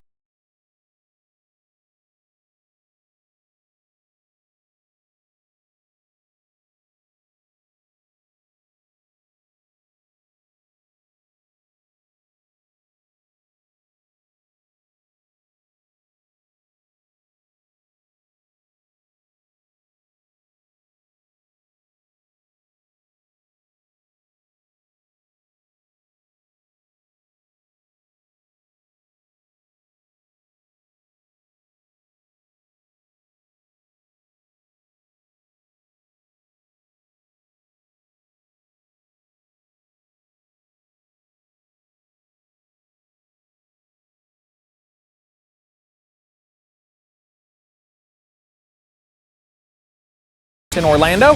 So the guys are just be goofing off a little bit, do some cool photos, do some cool videos. When you go racing, you want to do well, but a big key is keeping the bikes on the track. That's why we chose to work with Motul. Expectations coming in as a rookie is just to try and get my feet wet and honestly just send it, see where I end up and do my best out there, but just ride aggressive and ride like myself in practice and I should have a good time. Challenges of this sport, I believe, is just simply staying healthy. With how fast we're going and what we're doing, your margin for mistake is really, really small.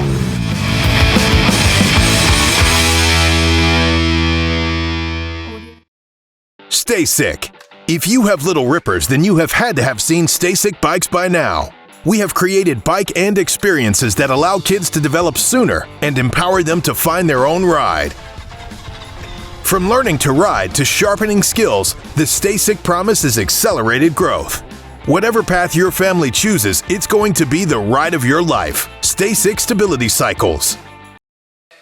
I'm on vacation every single day cause I love my occupation. I'm on vacation. If you don't like your life, then you should go and change it. All right, welcome back, everybody. That was your Troy Lee Designs timeout. They are selling the best gear out there. They've got helmet paint department is up and cranking if you want name and number or full design. Mountain bike gear, they've got it all. Check out troyleedesigns.com and support those guys. Been a big part of my program for a long time. Okay, Regs, going back to your story here. I felt like you had a really good home at KTM, and it surprised me a little bit when I heard you left and you were leaving the sport completely and going to work at this medical device company. Kind of take me through that process and what happened there.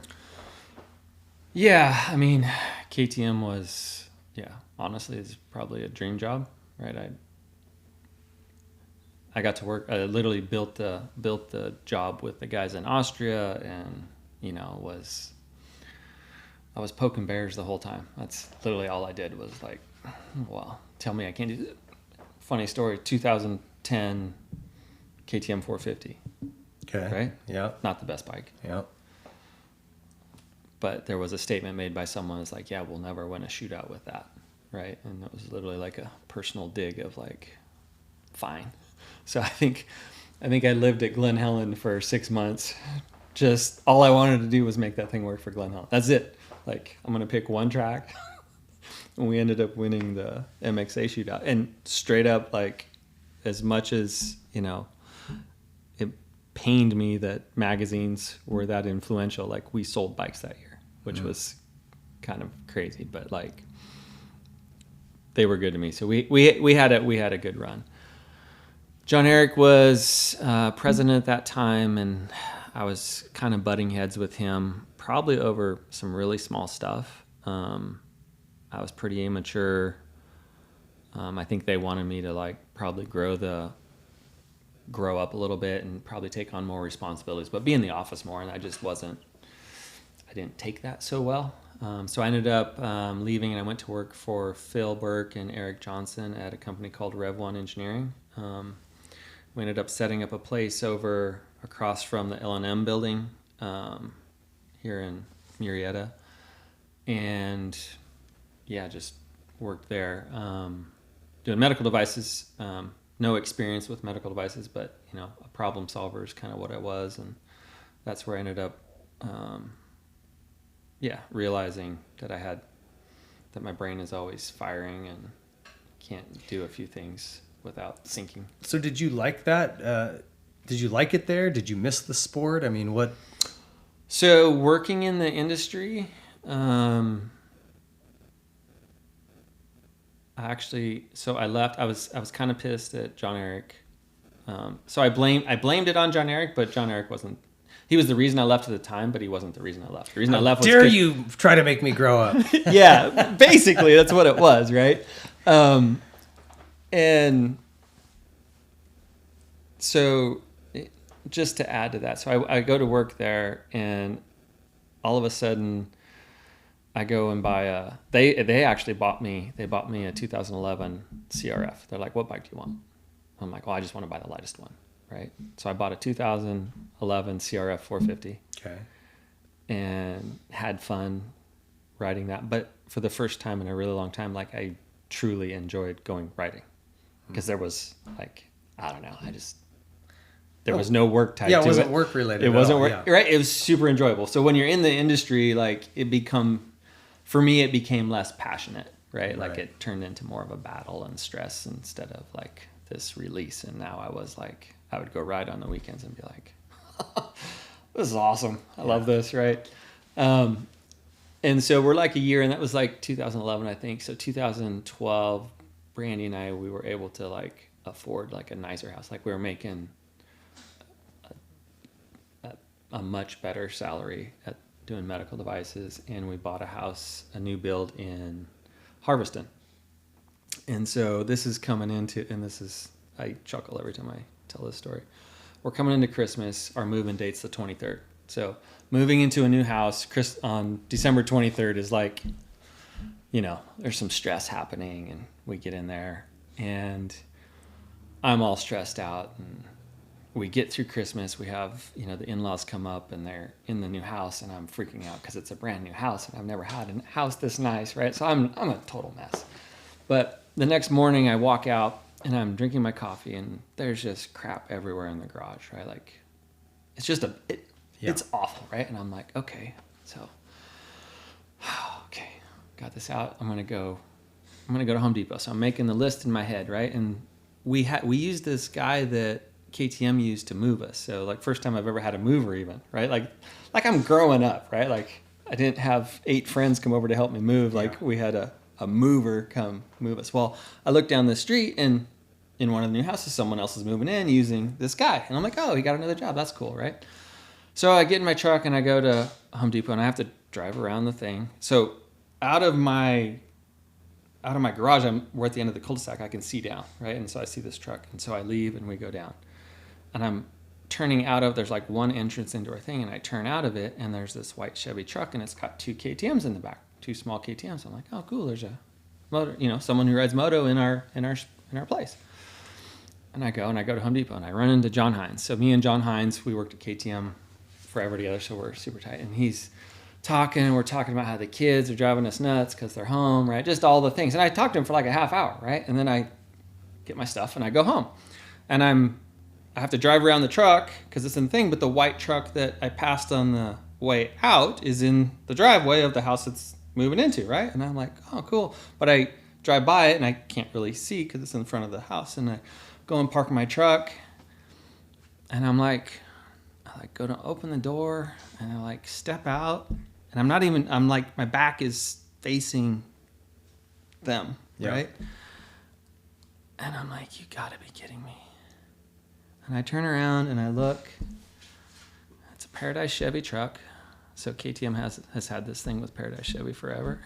And I'm like, there's no way that's John Eric's truck. There's no way. So I text Scott Youngstren, right? I'm like, is John Eric moving into my neighborhood? And he just sends me the text back like, oh my OMG, right? Like everyone has known that John Eric is moving in like 4 houses from you, and no one will tell us, right? And so so I text John Hine, I'm like, WTF, dude? Like, I talked to you for a half hour and you don't even want to, he's just like, dude, we don't know what to do, right? And so it was just funny because it ended in a way that wasn't like, there was tension, right? It was never anything bad, but it feeds into this story of Stacyc, right? Okay. So I go do medical devices, and there's a RC car hobby store. There's L&M, there was us, there's a hobby store down the road. So a year later, I'm driving RC cars with 40-year-old engineers because we're bored at lunch. So we have RC cars, right? And I'm just sitting there going, these things are pretty gnarly, like how fast they are, right? And how big they are. And I got Robbie at this point, and Robbie's like full-blown into moto. You know, William was like, yeah, no, I'm good. I'm going to go play baseball. But Robbie was like screaming at the TV. You know, I got clips of him screaming when Wygant's talking, the gate's down, and he's like freaking out when he's 2. But I got this, and Mom's not really a fan of moto. So Brandy was, back to the Grape Street days. She was in the mix, right? And she's just like, well, we are not doing moto, because all she knew was, yeah, you knuckleheads go race Supercross and you're all broken and you're broke. So like, yeah, no, my kids aren't going to do that, right? That was her perspective. And I'm like, yeah, my perspective's like, I'm going to go hang out with my kids, right? Fair enough. But he wanted to do it so bad. And I'm putting like these pieces together. Like, why would I have an RC car as a 40-year-old man?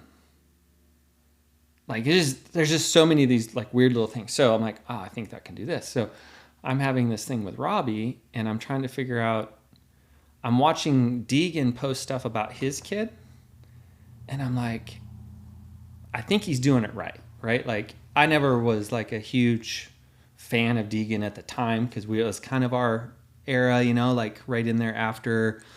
And I just was like, yeah, not kind of my thing. But like, I was watching what he was doing with Hayden, and I was like, that's how you do it, because everything was sized appropriately. Like, you could see him like progressing the skill level in Hayden along the way, right? And I'm like, well, I don't know. I don't have the means to do that. So how would I do that? And I just like, oh, he just need to figure out how to get him seat time, right? So then it was like, I was thinking of the O-set, right? So we bought an O-set. Eric Johnson actually had an O-set, and I borrowed it, and I went to load it in the truck. And I'm like, well, it's still 90 pounds. Like, so then my whole concept of kind of being able to ride was just not working. So I was trying to go through all these things to get Robbie a way that he could ride moto without me having to go do it all the time, right? And I had the RC car thing, and I'm like, well, wouldn't it be fast enough and powerful enough to move my 30-pound kid around? And so we cut up Yamaha sells this little motorcycle-looking pedal bike in Walmart. It's like a little 12-inch. It's got like a little fairing and a seat, but like I'd bought one for William 8 years earlier, right? And it was all faded, so we cut that up, and I put literally a 90-degree drill in it, and I ordered some Arduino boards, and I was learning electrical engineering and getting back into programming, just totally geeking out at night because I had time, right? Okay.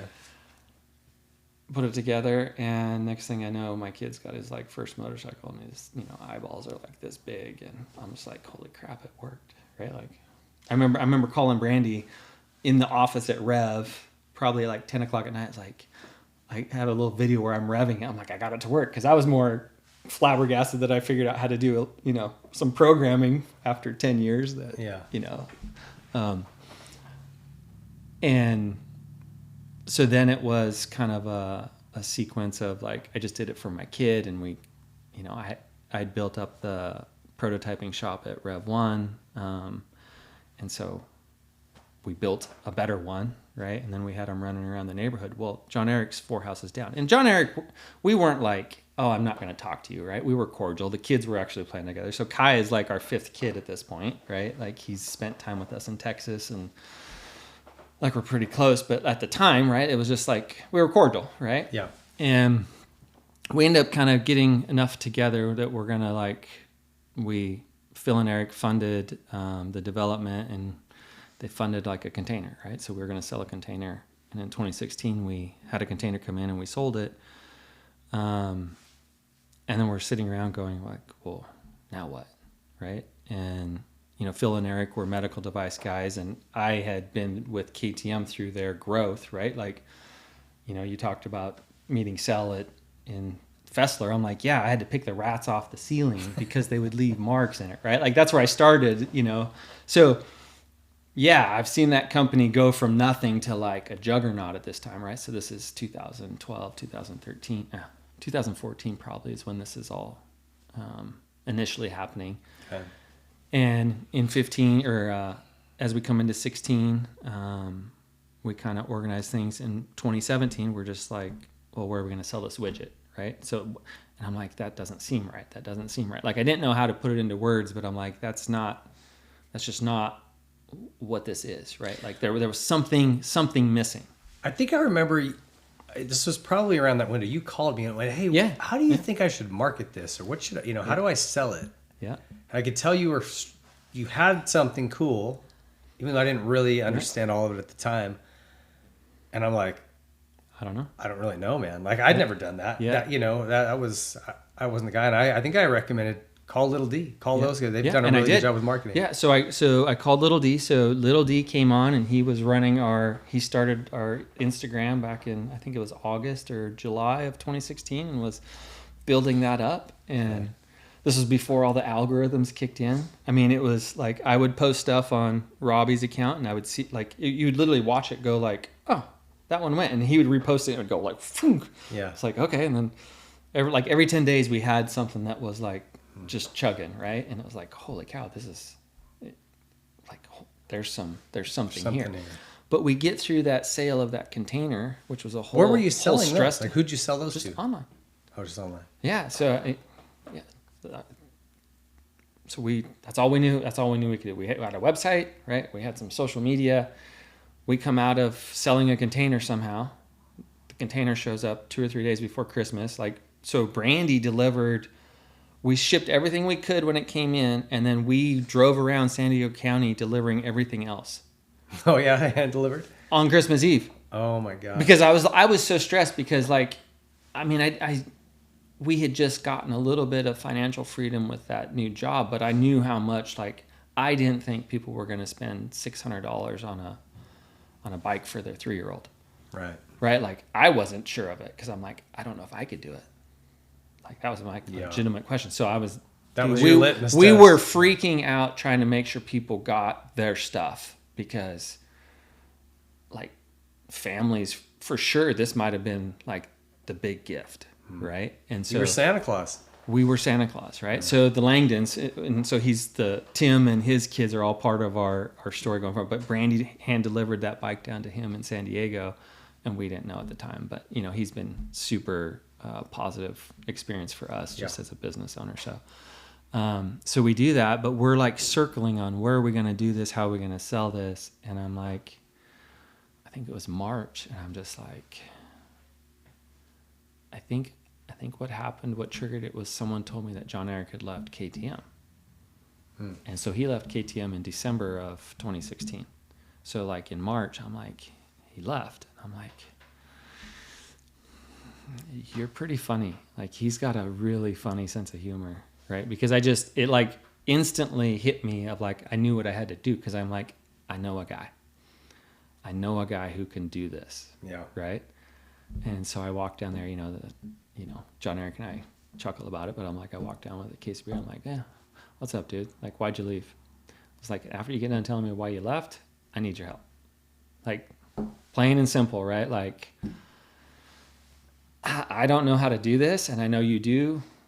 Will you come listen, right? And so he came in and spent 2 or 3 months kind of doing a brand thing. And at one point he's like, yeah, I don't think this is really going to work out. Cause he just, like Phil and Eric are very successful businessmen, but they weren't in our space. They're in a kind of a different space. And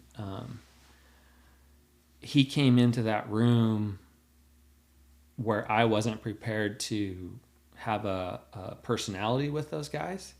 And if you know John Eric, right, like he's a very confident and like he's got a personality, right? And he came in and was basically like, hold on, like, and he would talk to me. Right. And then he pulled out, and at one point he just wrote, you know, create the next generation. Or he's like, he asked me, well, why did you do it? And I go, I just wanted to share my love of riding with my kid. And he wrote it on the board, and like a half hour later, he wrote some ridiculous number like, we'll sell 25,000 bikes by 2020. And we all laughed, like that was pretty comical. And that was literally the start of the brand. And then once we had that brand, it was, amazing the decision making that could happen after having just that anchor of like what we're going to do, right? And what was important to us. And I didn't have to argue.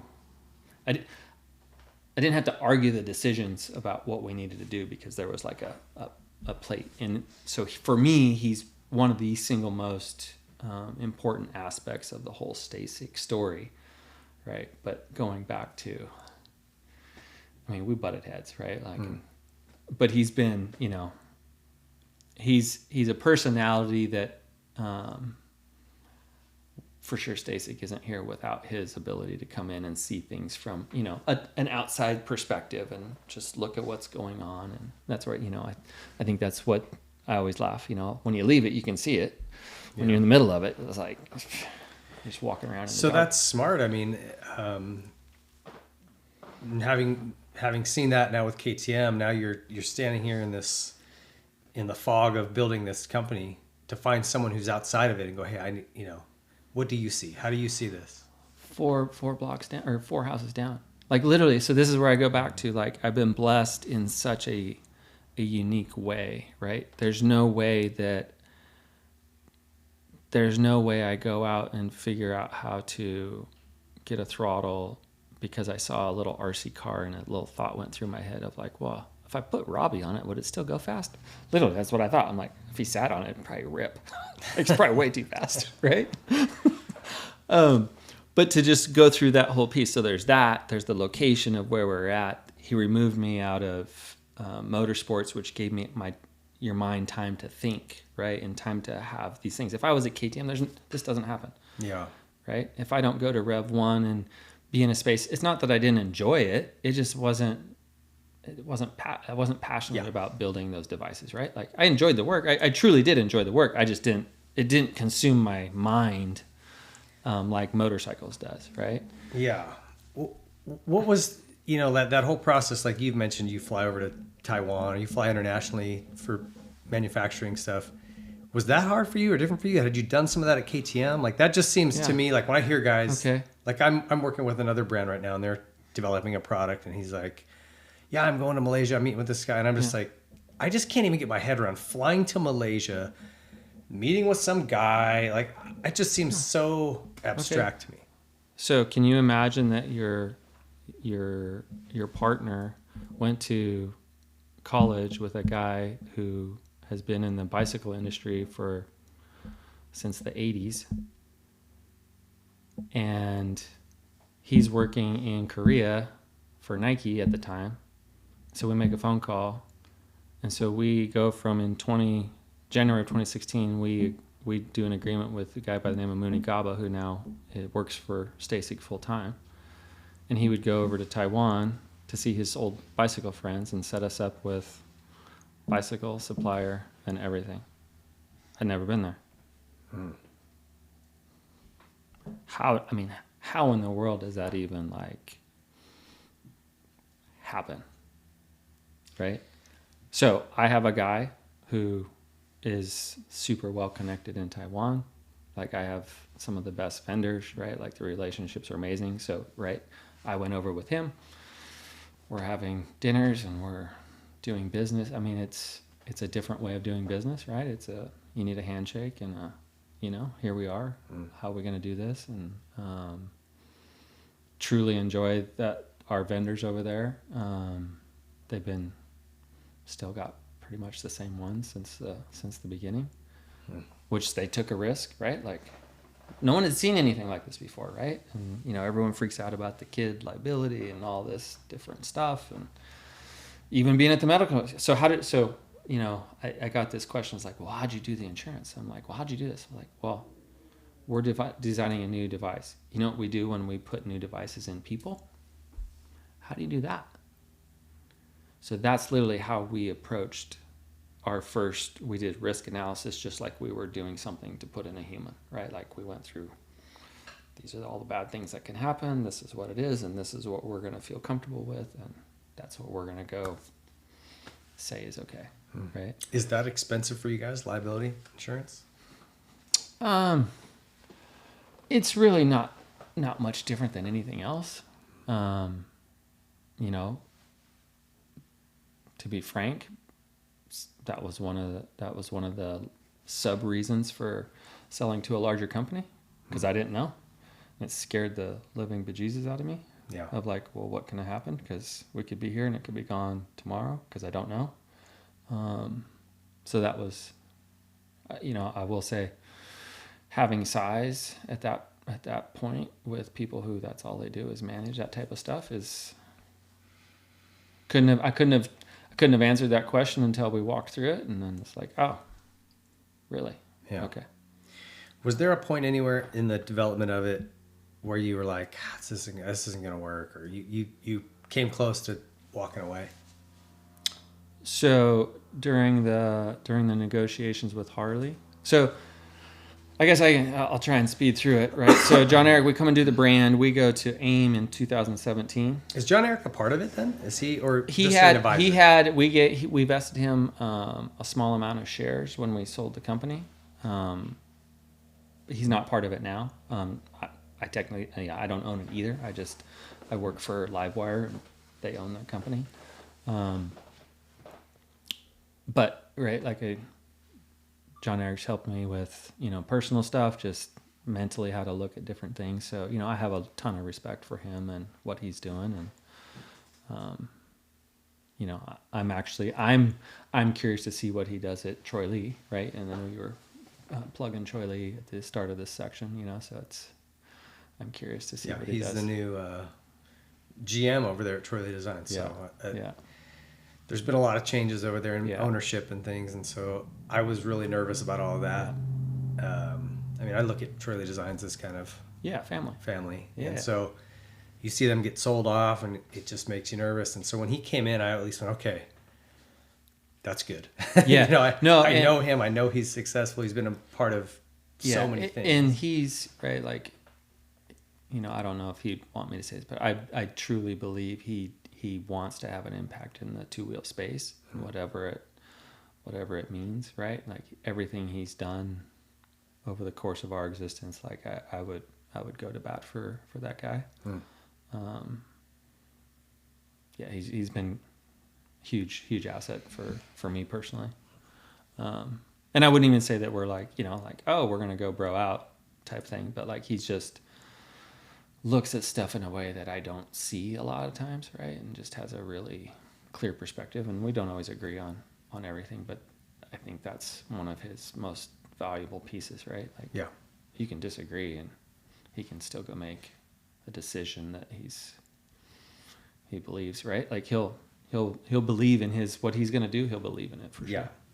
So was there a point where you got either financially really deep in it, or where you just were like, man, I don't know if this is going to work? Yeah, I mean, so I guess, you know, branding, selling a company and talking about money, like everyone says, yeah, it gets weird. I'm like, it gets super weird, right? And I wanted out. Like I didn't want to get weird with my friends who had helped us build it, right? But at the same time, we were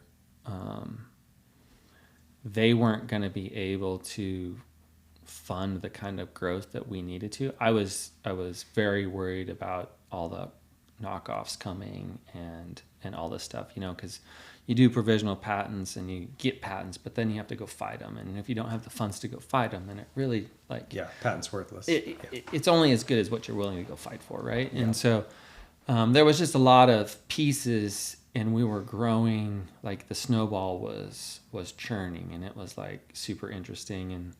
And we went and did AIM in September of 2017, and you know, we signed up 40 dealers at AIM. Levitich from Harley gives this speech about the state of the industry, and you know, we need to get new people riding, and like I'm in the back waving my hand like I got an idea, you know, like I'm like, is this real? And John Eric was like, you'd be like, you need to go. Like he just knew that there was stuff coming. So, you know, he was tied in up to 2016. He knew the state of all the stuff, right? And so he was looking at Stacyc as a way that, dude, he thought we could have an impact as well, right? And so we go through 2017, you know, we actually sold quite a bit of stuff, and then 2018 comes in, and you know, I have some conversations with KTM, and totally caught off guard, like wasn't ready. And then I had to go back and ask my partners, like, well, what do you want to do, right? Now, their perspective is they were dealing with medical devices and selling and building up companies and selling them off. And the returns that they were dealing with were, like, they're just different. It's a different world in the motorsport space. And so we went back and forth trying to figure out some sort of deal with KTM from probably February to July, August. And me and Brandy were looking at trying to leave Texas, or leave to Texas to get out of California to raise our kids, you know, a little bit different environment. I was looking for... It snowed here one year, and I'm like, my kids don't even know what snow is. Like, what am I doing? Like, I felt like I needed to give them something different. Sure. And so we went to Texas to check out the Texas heat in July, and it was hot. It was there. It was there. It's real. It was there, but it was also 111 in Elsinore, right? And it was like, yeah, we realized that the good weather's like 10 miles from the beach, right? Like, and I couldn't afford that either. So we were out there, and we got a call from a guy left a message from Harley Davidson. And I mean, we'd been talking to a few of the different OEMs with just some licensing, like just how do we help? Like everyone was super on board with like, how do we do this? Because they saw the benefit of what we could potentially do for the industry, right? And so we get a call from HD when we're out there, and I just was like so exhausted from talking about deals, right? Like I spent the whole year and I didn't really do anything with the business. We were just talking deals, and I was just like, fine, chalk it up. Have them call me when we get back. And Mike Detmers, who was doing all the sales and marketing for us that year, talked to the guy, and we got home like on a Sunday, and I was at the office on Monday, and Dan Maringer from Harley Davidson shows up. He stopped at his place. He flew from Asia, stopped at his place on Sunday morning, and got on a plane and was at our place at like 9 o'clock in the morning on Monday. And just, you know, was like, this is really interesting. We want to do something. We want to help, right? Just that's how it all started. Like, we want to help. Like, how can we align? And then that turned into, all of a sudden, you know, there was a piece of paper, you know, you can't talk to anyone. Then it got super corporate, super fast. And it was like, like what's happening? And then it was like talking about money and return and this and that, and fine, I don't want it. You know, like Brandy and I were ready to like give everything to like, I don't want to deal with this stress of money. But then you realize that you're the whole company. So then you can't just leave. Right. You can't walk away. So you're tied to it, right? But, you know, it was just, it was difficult. Like, and, you know, for probably the first time in my life, right? Like I spent time in prayer with Brandy and just trying to figure out what to do. I mean, dude, we were stressed out, right? Like, I mean, we were living it me and the Brandy and the little boys were doing shows and traveling, and that was our life, and we were maxed out. And, I think we had sold our house in Emory, and we're renting a house because I didn't know from a funding standpoint like what was going to happen, because I was frustrated because Phil and Eric were making business decisions from their perspective, right? And I wanted to do maybe some things that were a little different, so I wanted to have access to some sort of cash to be able to influence that. Yeah, maybe not the right way, right? For sure, I wish I could, have a little more foresight into it, but I didn't know. I didn't know what I was doing. Let's put it bluntly, right? I just knew it came down to me making the decisions. So, we ended up, I just had a moment in December, and I'm like, we're going to go to Texas. And we hadn't even signed the deal yet. And we did Christmas at her parents' place down in San Diego, and we drove to Texas, and we showed up somehow we found a 9-month rental. So rentals in Texas is like, not like here, like it's hard. Yeah.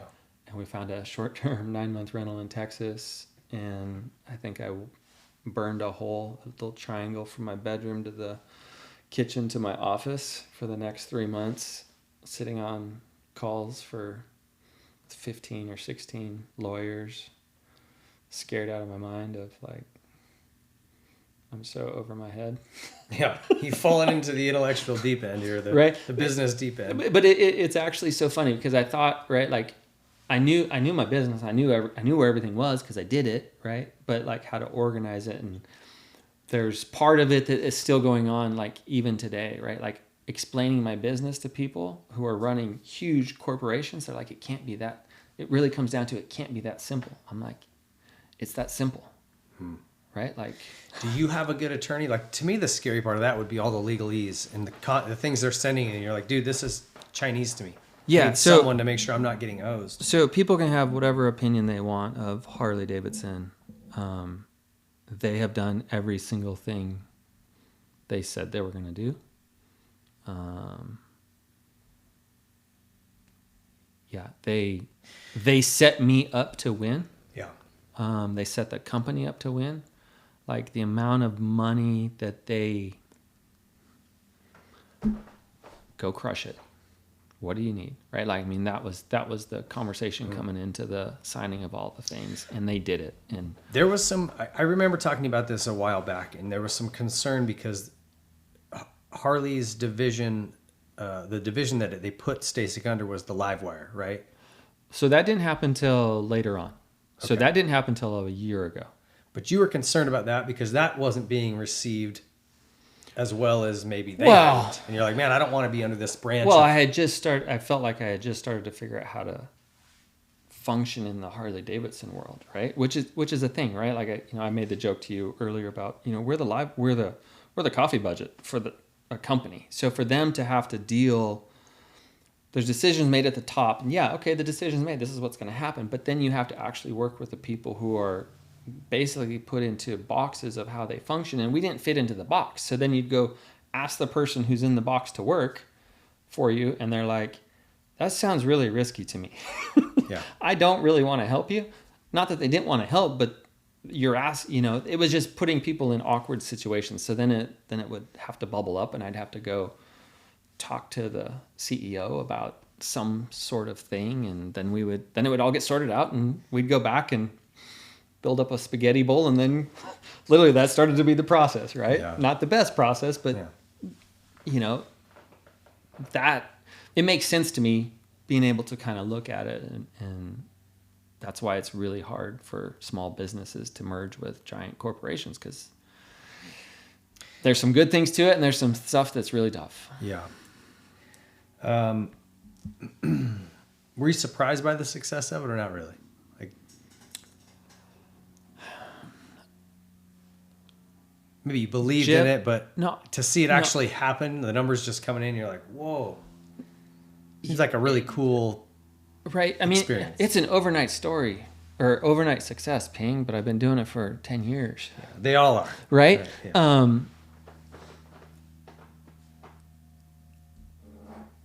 I knew there was, so the Harley Davidson thing, right? Like I took it as this, one of my things when we were doing the brand was like, we wanted to create the next generation of riders, right? Like we go back to why, you know, the history of riding and what it means to us, right? And my entire life, my entire family, like everything I've done has been presented to me because of a stupid dirt bike, right? And I say stupid, like it's just, it's kind of funny to say it out loud, right?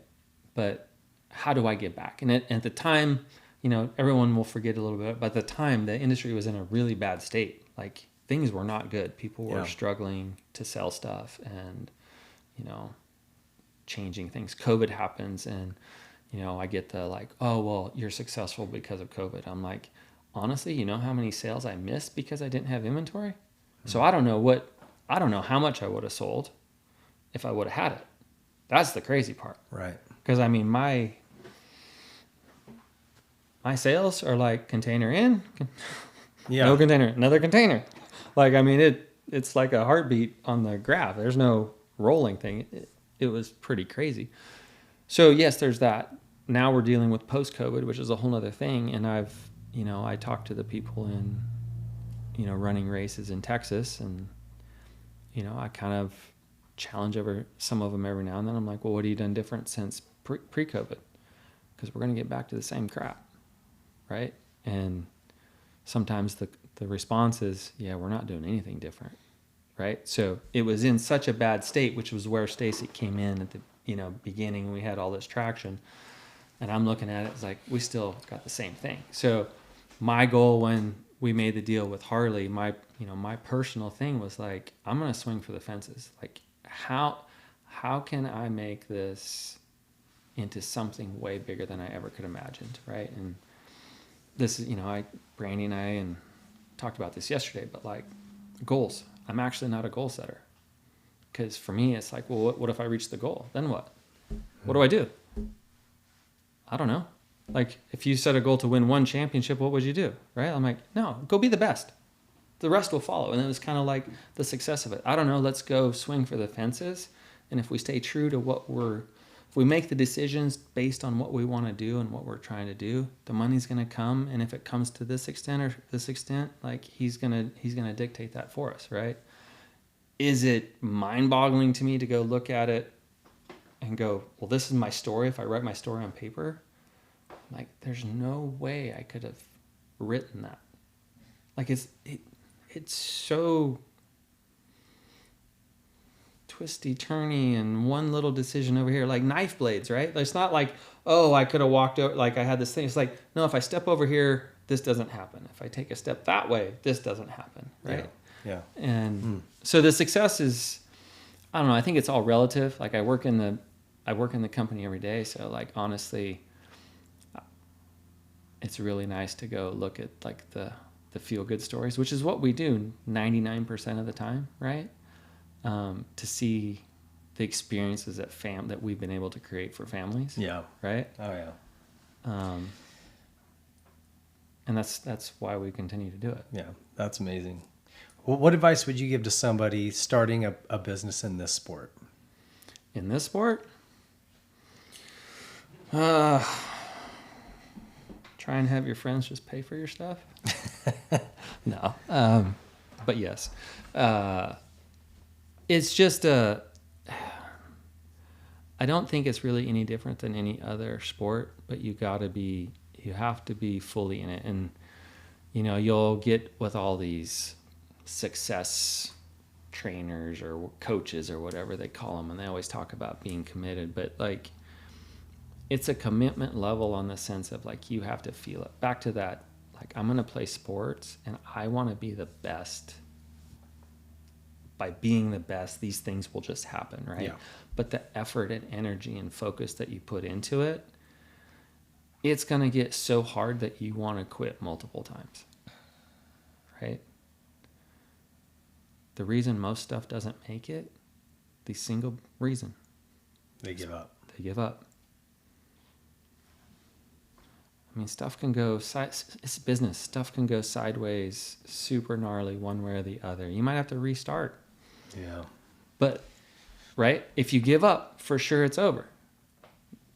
I mean, I don't have any other explanation of like how to do it, right? Like I had timing. I took my pride and shoved it down into a hole and realized I don't know what I'm doing, right? Did a lot of praying. It's just what we're supposed to do, right? Yeah. And we weren't out to make the money. Like this isn't even supposed to. This is supposed to be something I built for my kid. Yeah. Like Yeah. legit. Like no other BS around it, right? Like I built it so that I could be like, well, I can give him seat time. And that's the only way that he would be able to build skill. Why did I not succeed at Supercross Ping? Is because I was an 80 beginner in 1990 and I tried racing Anaheim in 95.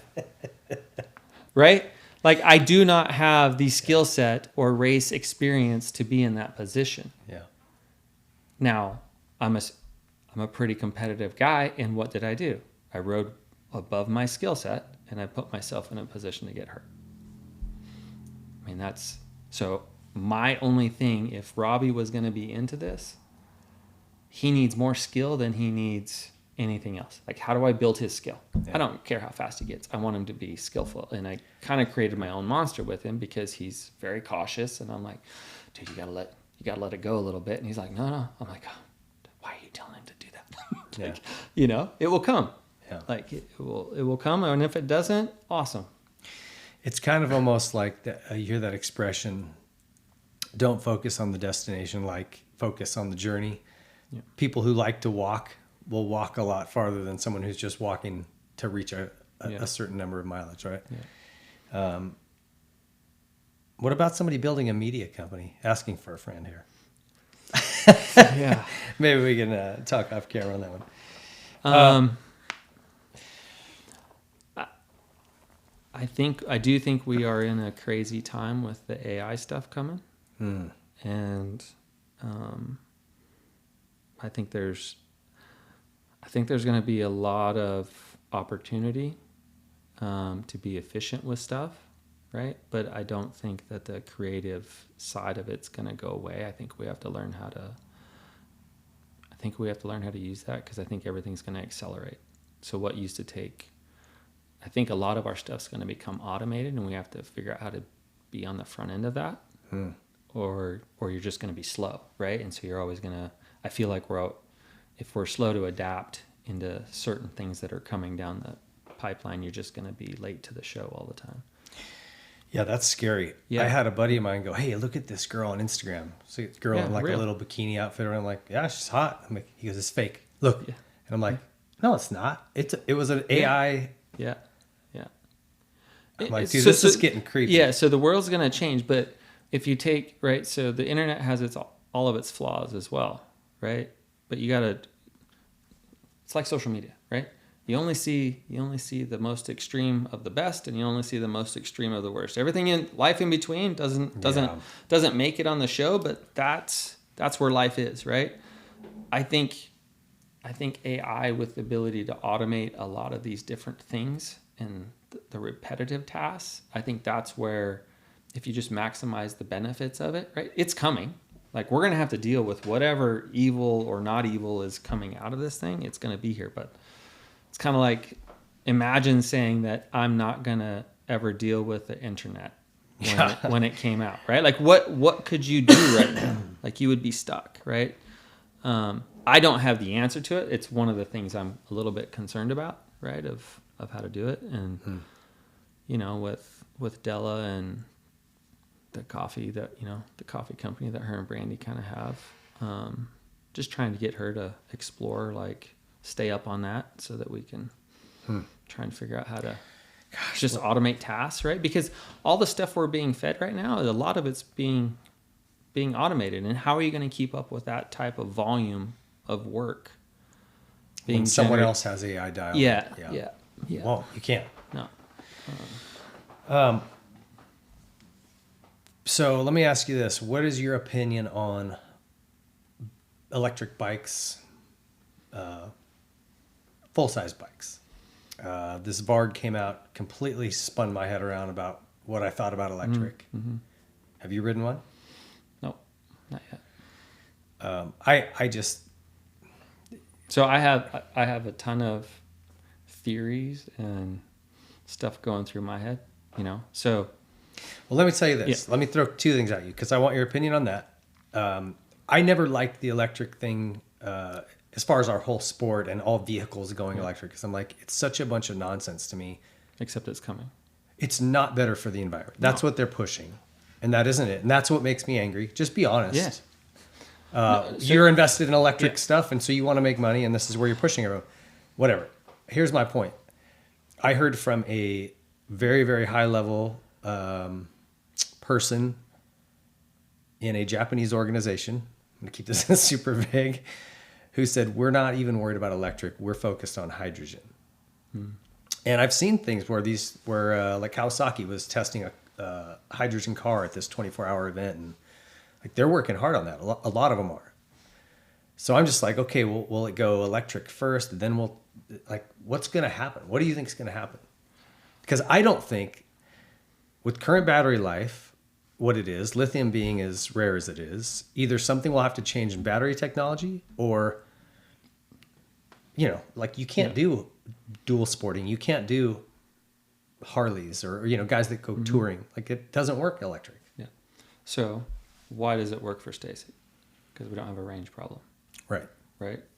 First question I used to get, or third question I used to get, well, how long does it go? I'm like, well, how long do you think you're going to let your 3-year-old get away from you? The answer is not very far. Yeah, that's right.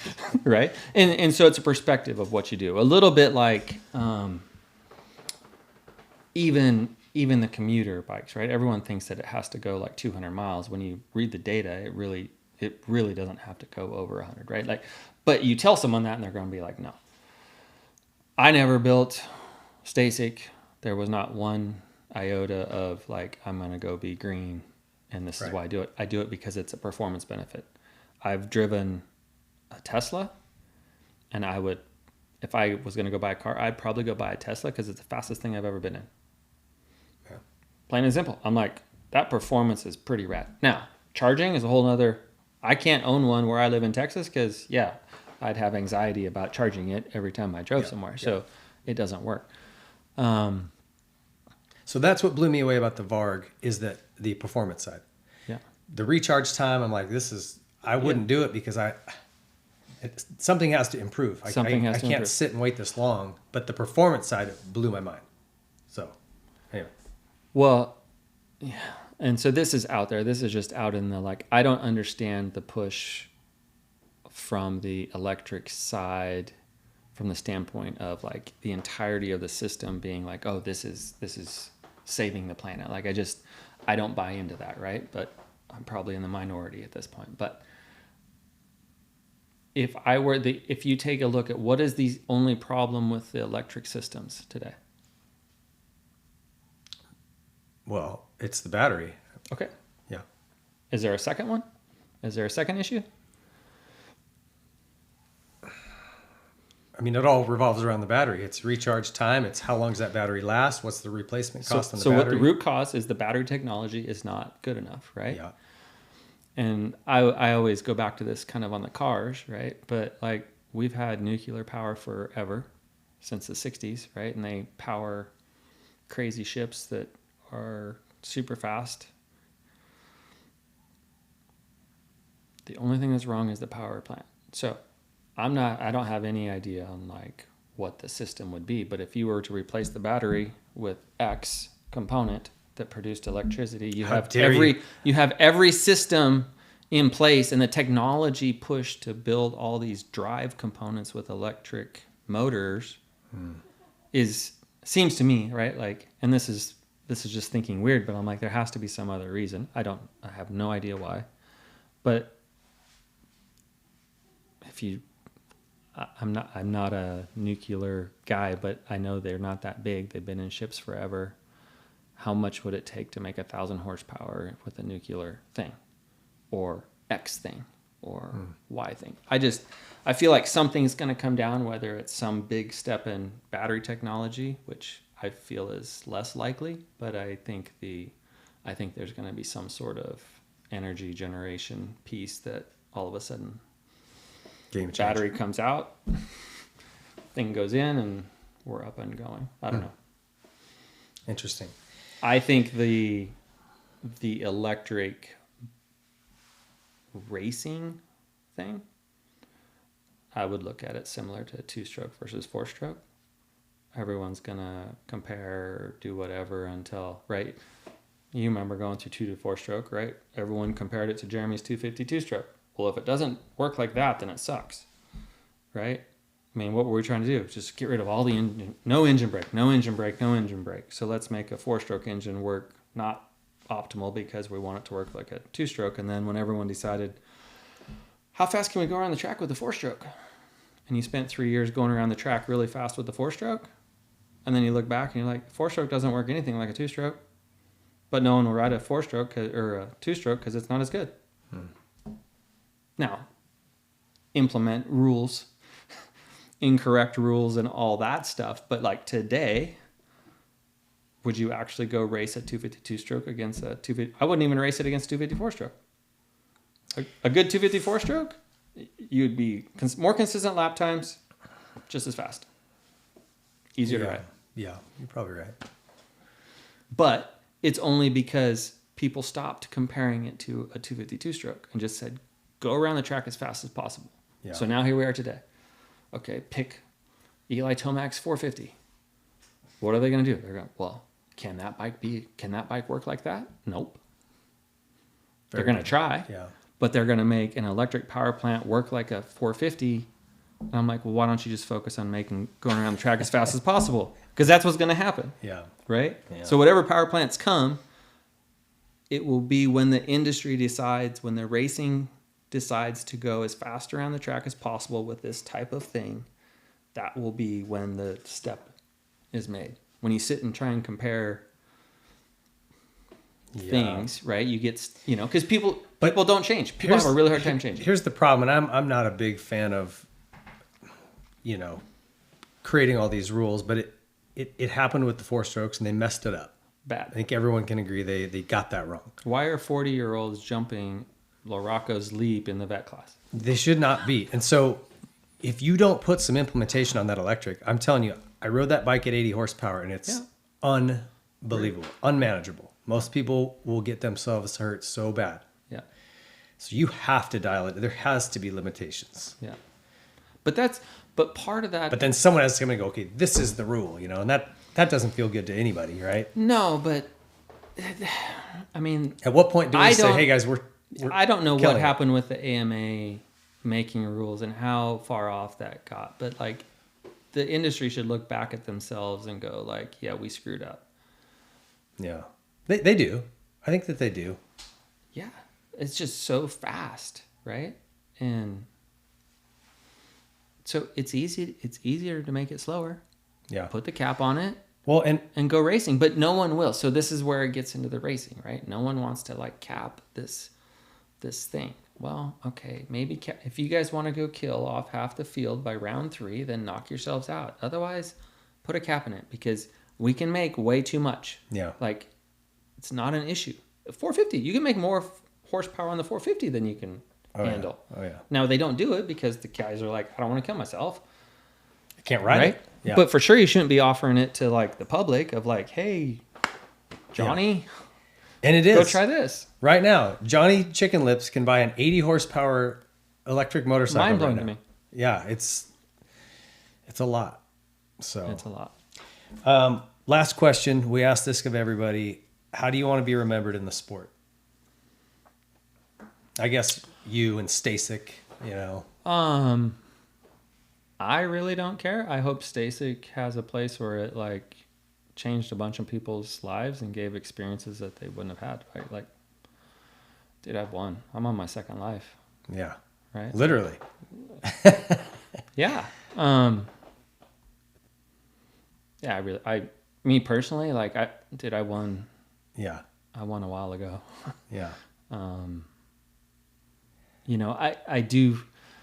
The beauty of Stacyc and again, I have to deal with all the crap, right? Because that's my business, and people who run businesses that's all we deal with, right? You don't get the fun stuff very often, but the fun stuff is pretty amazing that Stacyc does.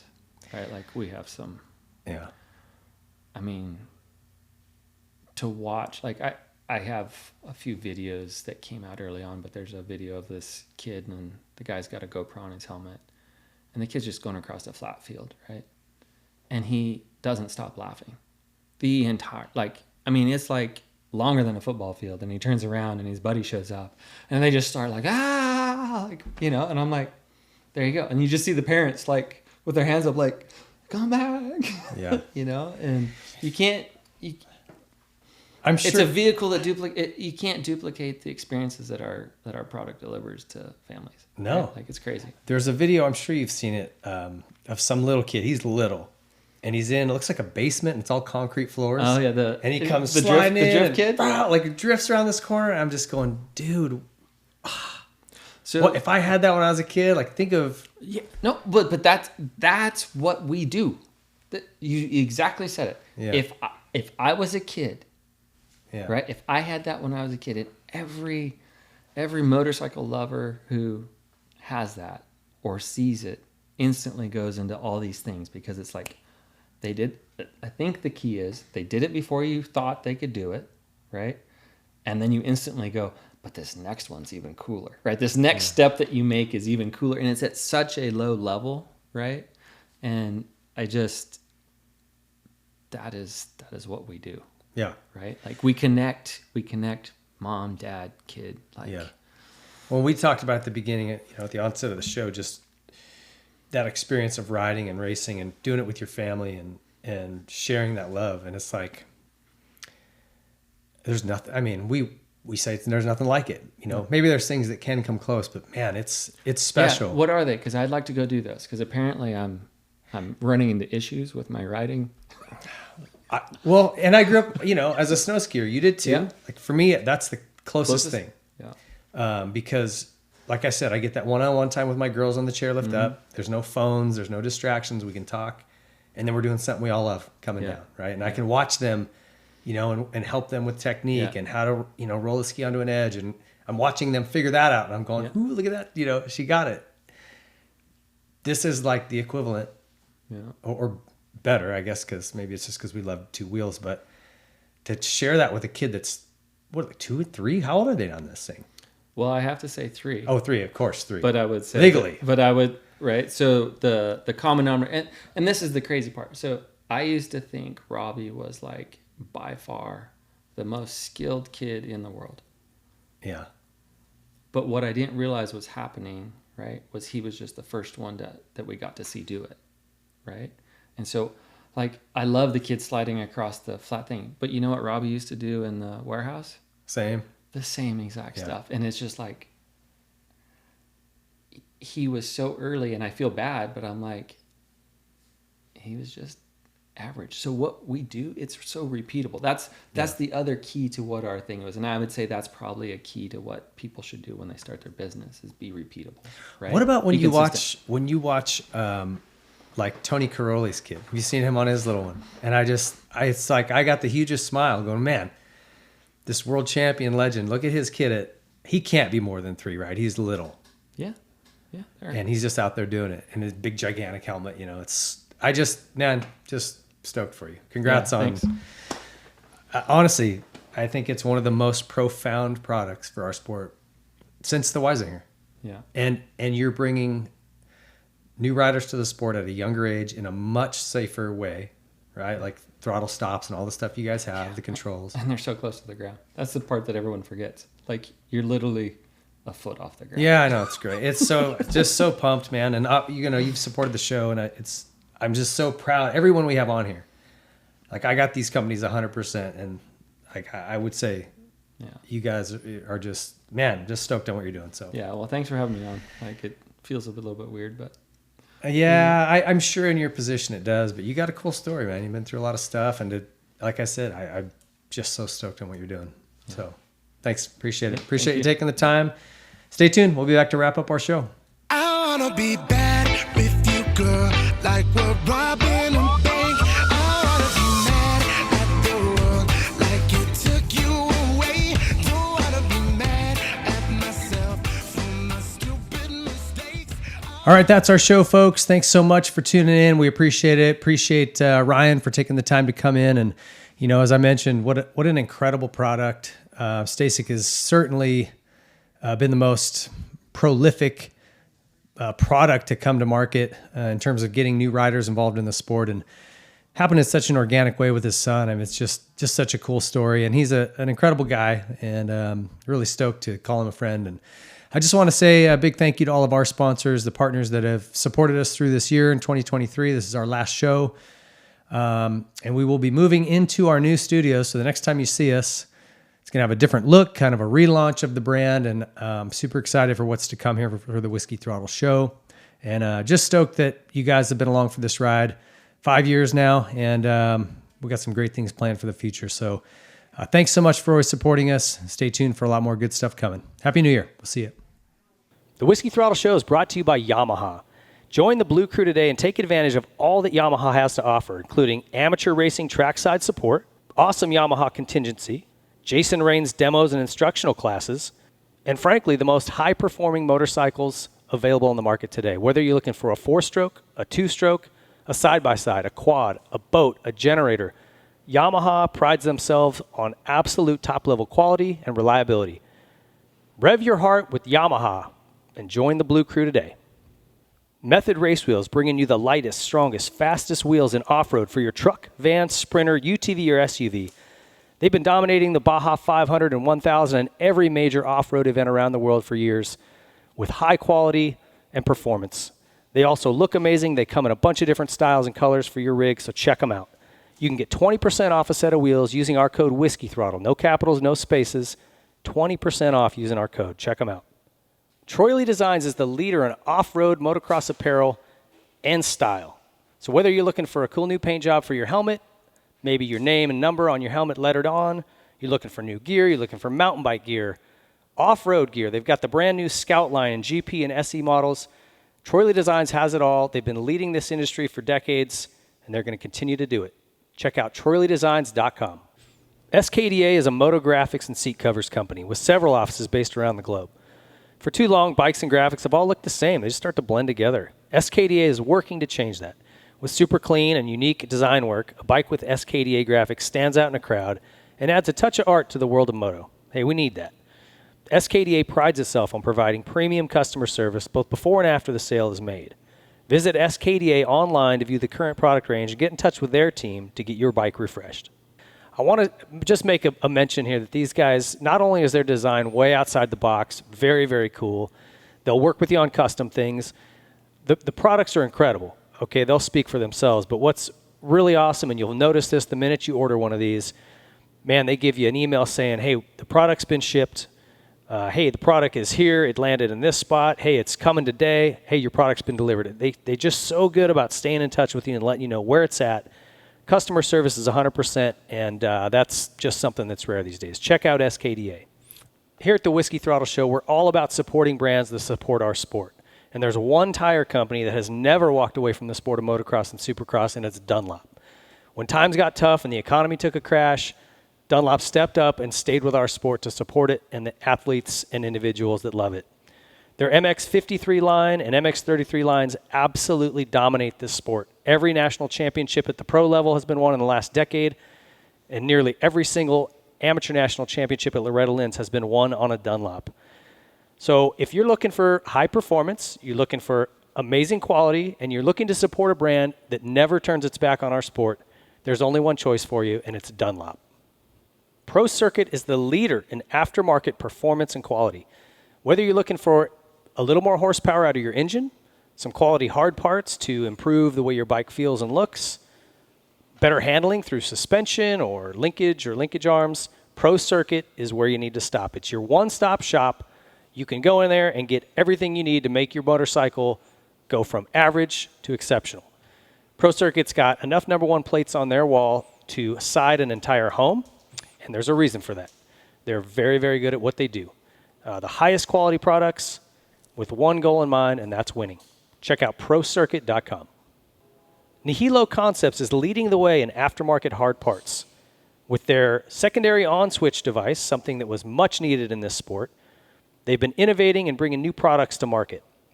Their latest is the new Nihilo Run Cool brake pistons. They're designed to be stronger than stock and provide exceptional cooling performance with less brake drag. Most OEM calipers pistons are made from aluminum that just can't hold up to the heat and extreme demands of serious racing. When they get hot, the aluminum will distort, causing loss of hydraulic pressure and brake failure. Nihilo's Run Cool pistons limit the area that boiling hot hydraulic fluid is able to come in contact with the piston, leaving 2/3 of the piston volume in open air with breather holes to enhance the cooling ability. It's made of a proprietary stainless blend, which is better at dissipating heat. You have issues with brake fade or brake failure, check out Nihilo Concepts among their many amazing hard parts and carbon fiber parts and titanium. NihiloConcepts.com. Seat Concepts is the leader in motorcycle saddles. If you're looking for a new cover or a new seat entirely, Seat Concepts is the place to go. They make custom seat foams catered to your height, weight, riding ability, riding type.